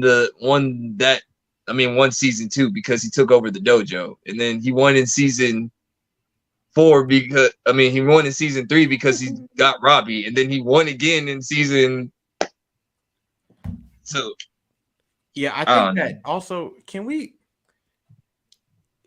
give the kids like a fucking happy like?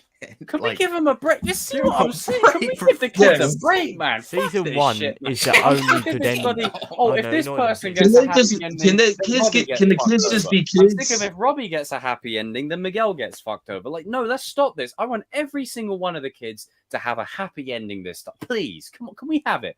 Come together. We're not getting that until the finale, like this. We're not getting, no. I would be okay with that. I'll be okay with that. If it's just finale, fine. But the problem that I have, season 1, Miguel's feel like his win was tainted.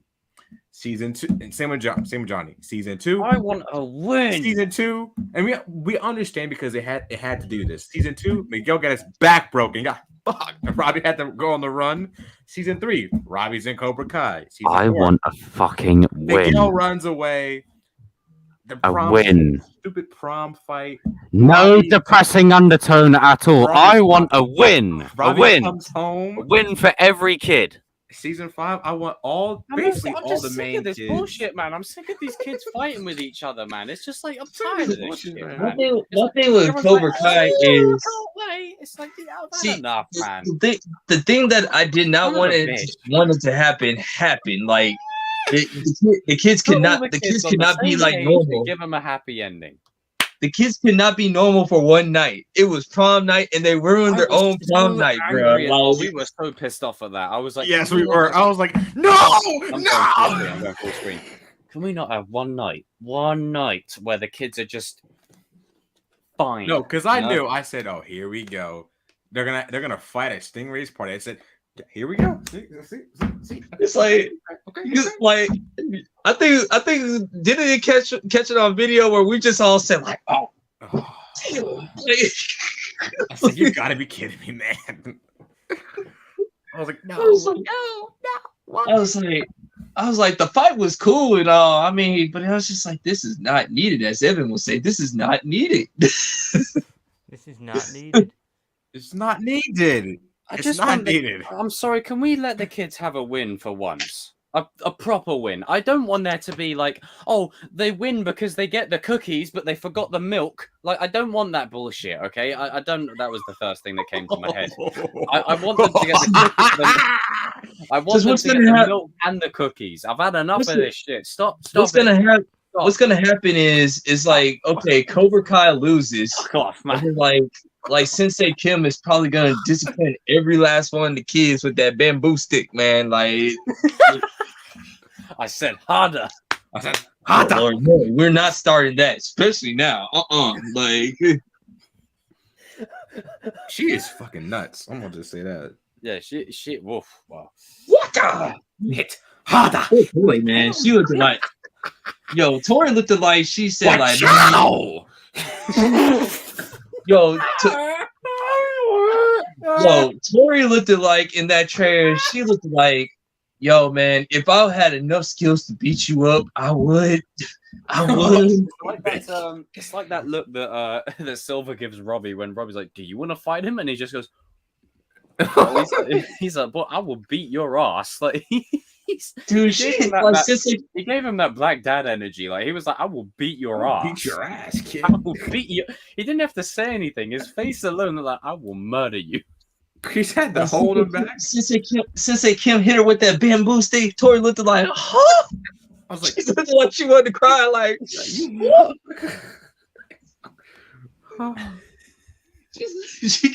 you know how Tori be getting those looks like. She's like, her lip quivers up like. What? Payton has the funniest face. Say that thing? And then you just have Arnold going, "Sensei Kim, get out of my fucking dojo." Payton. No, it looked like that. Actually, her she looked like she was like, oh. Yeah, she was like, and then like poor Devin got kicked in the face. Devin when she always looks like this. Yo, Devin every time when she gets hit, she be like,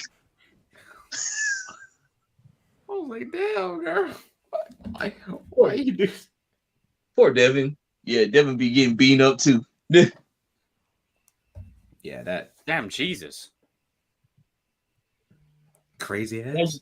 But you one crazy ass bitch. Yeah, and he ain't no crazy ass bitch. Yeah, he just hit me. Y'all didn't see that? No, I didn't. Tossing around like, I see shit. Just like Michael Myers in Halloween Resurrection, just randomly turns around like a fucking idiot. I'm sorry. Like, again, it's unrelated, but Busta Rhymes is tapping him, going, "What? Your shit ain't working up there or something?" He's telling the shape what to do, and the shape listens, and Michael just goes, and then just fucks off. Like, what the fuck? I don't know why. It just came across my head. Sorry.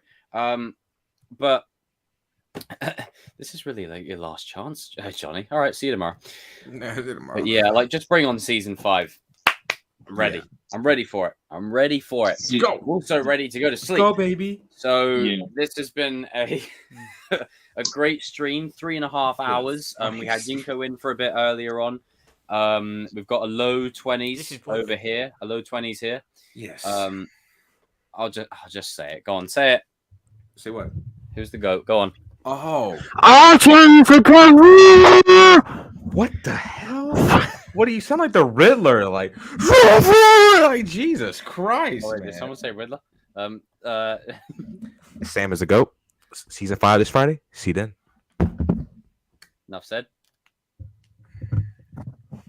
So wait, is this loud at all by any chance? That's fine.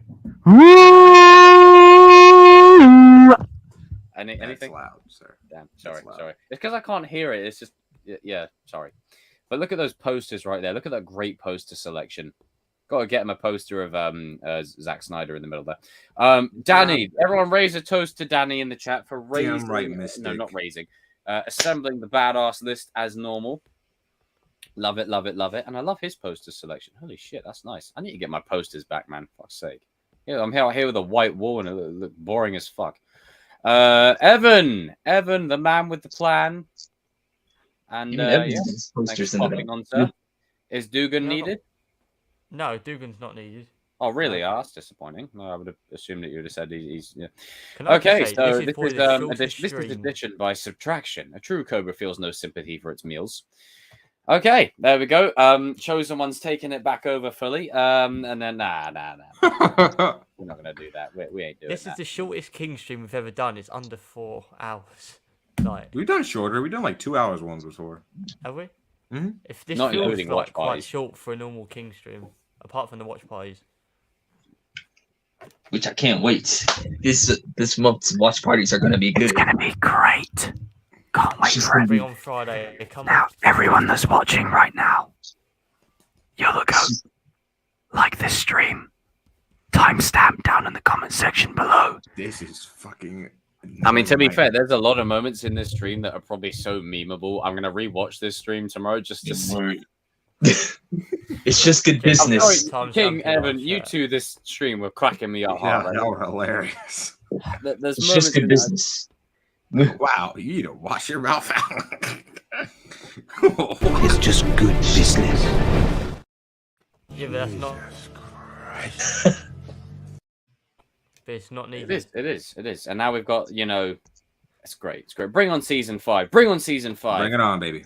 RJ has been the goat, the only goat, because Sam isn't one. 99 goats and Sam ain't one. Hey. Also, the Pats, they suck terribly.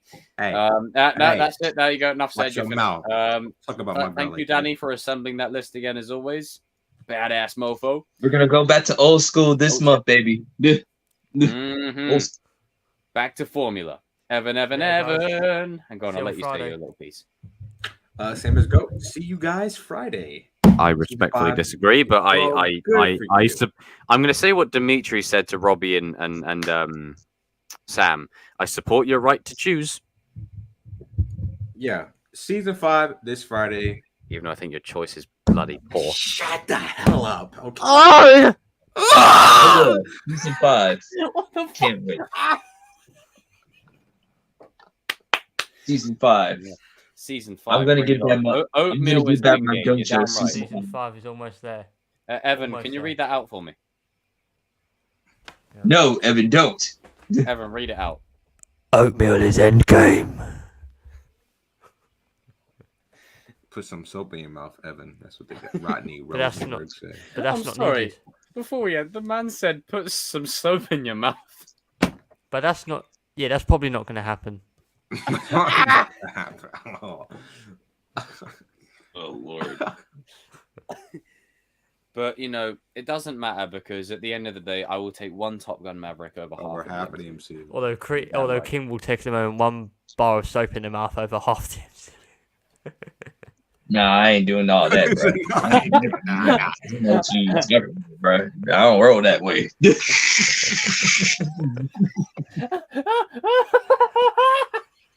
What? Never use bars, so no. No, we use a bar of soap for one thing. Well, I've got 3. One's a doorstop. One I use to hit burglars with. And then the other one I keep by the bed to... It doesn't matter what I do with it. It's mine. It's mine,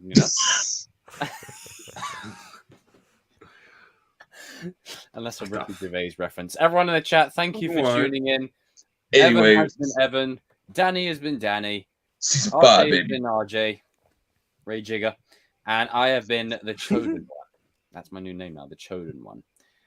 Okay, now we've got about a minute and a half. So what are we going to do? I want to try and get it bang on 340. Mostly D-line. So definitely recap show after the thing, and then later on that night. Are we doing that? Or are we don't talk about that later on? It's probably Wait, going to what? happen.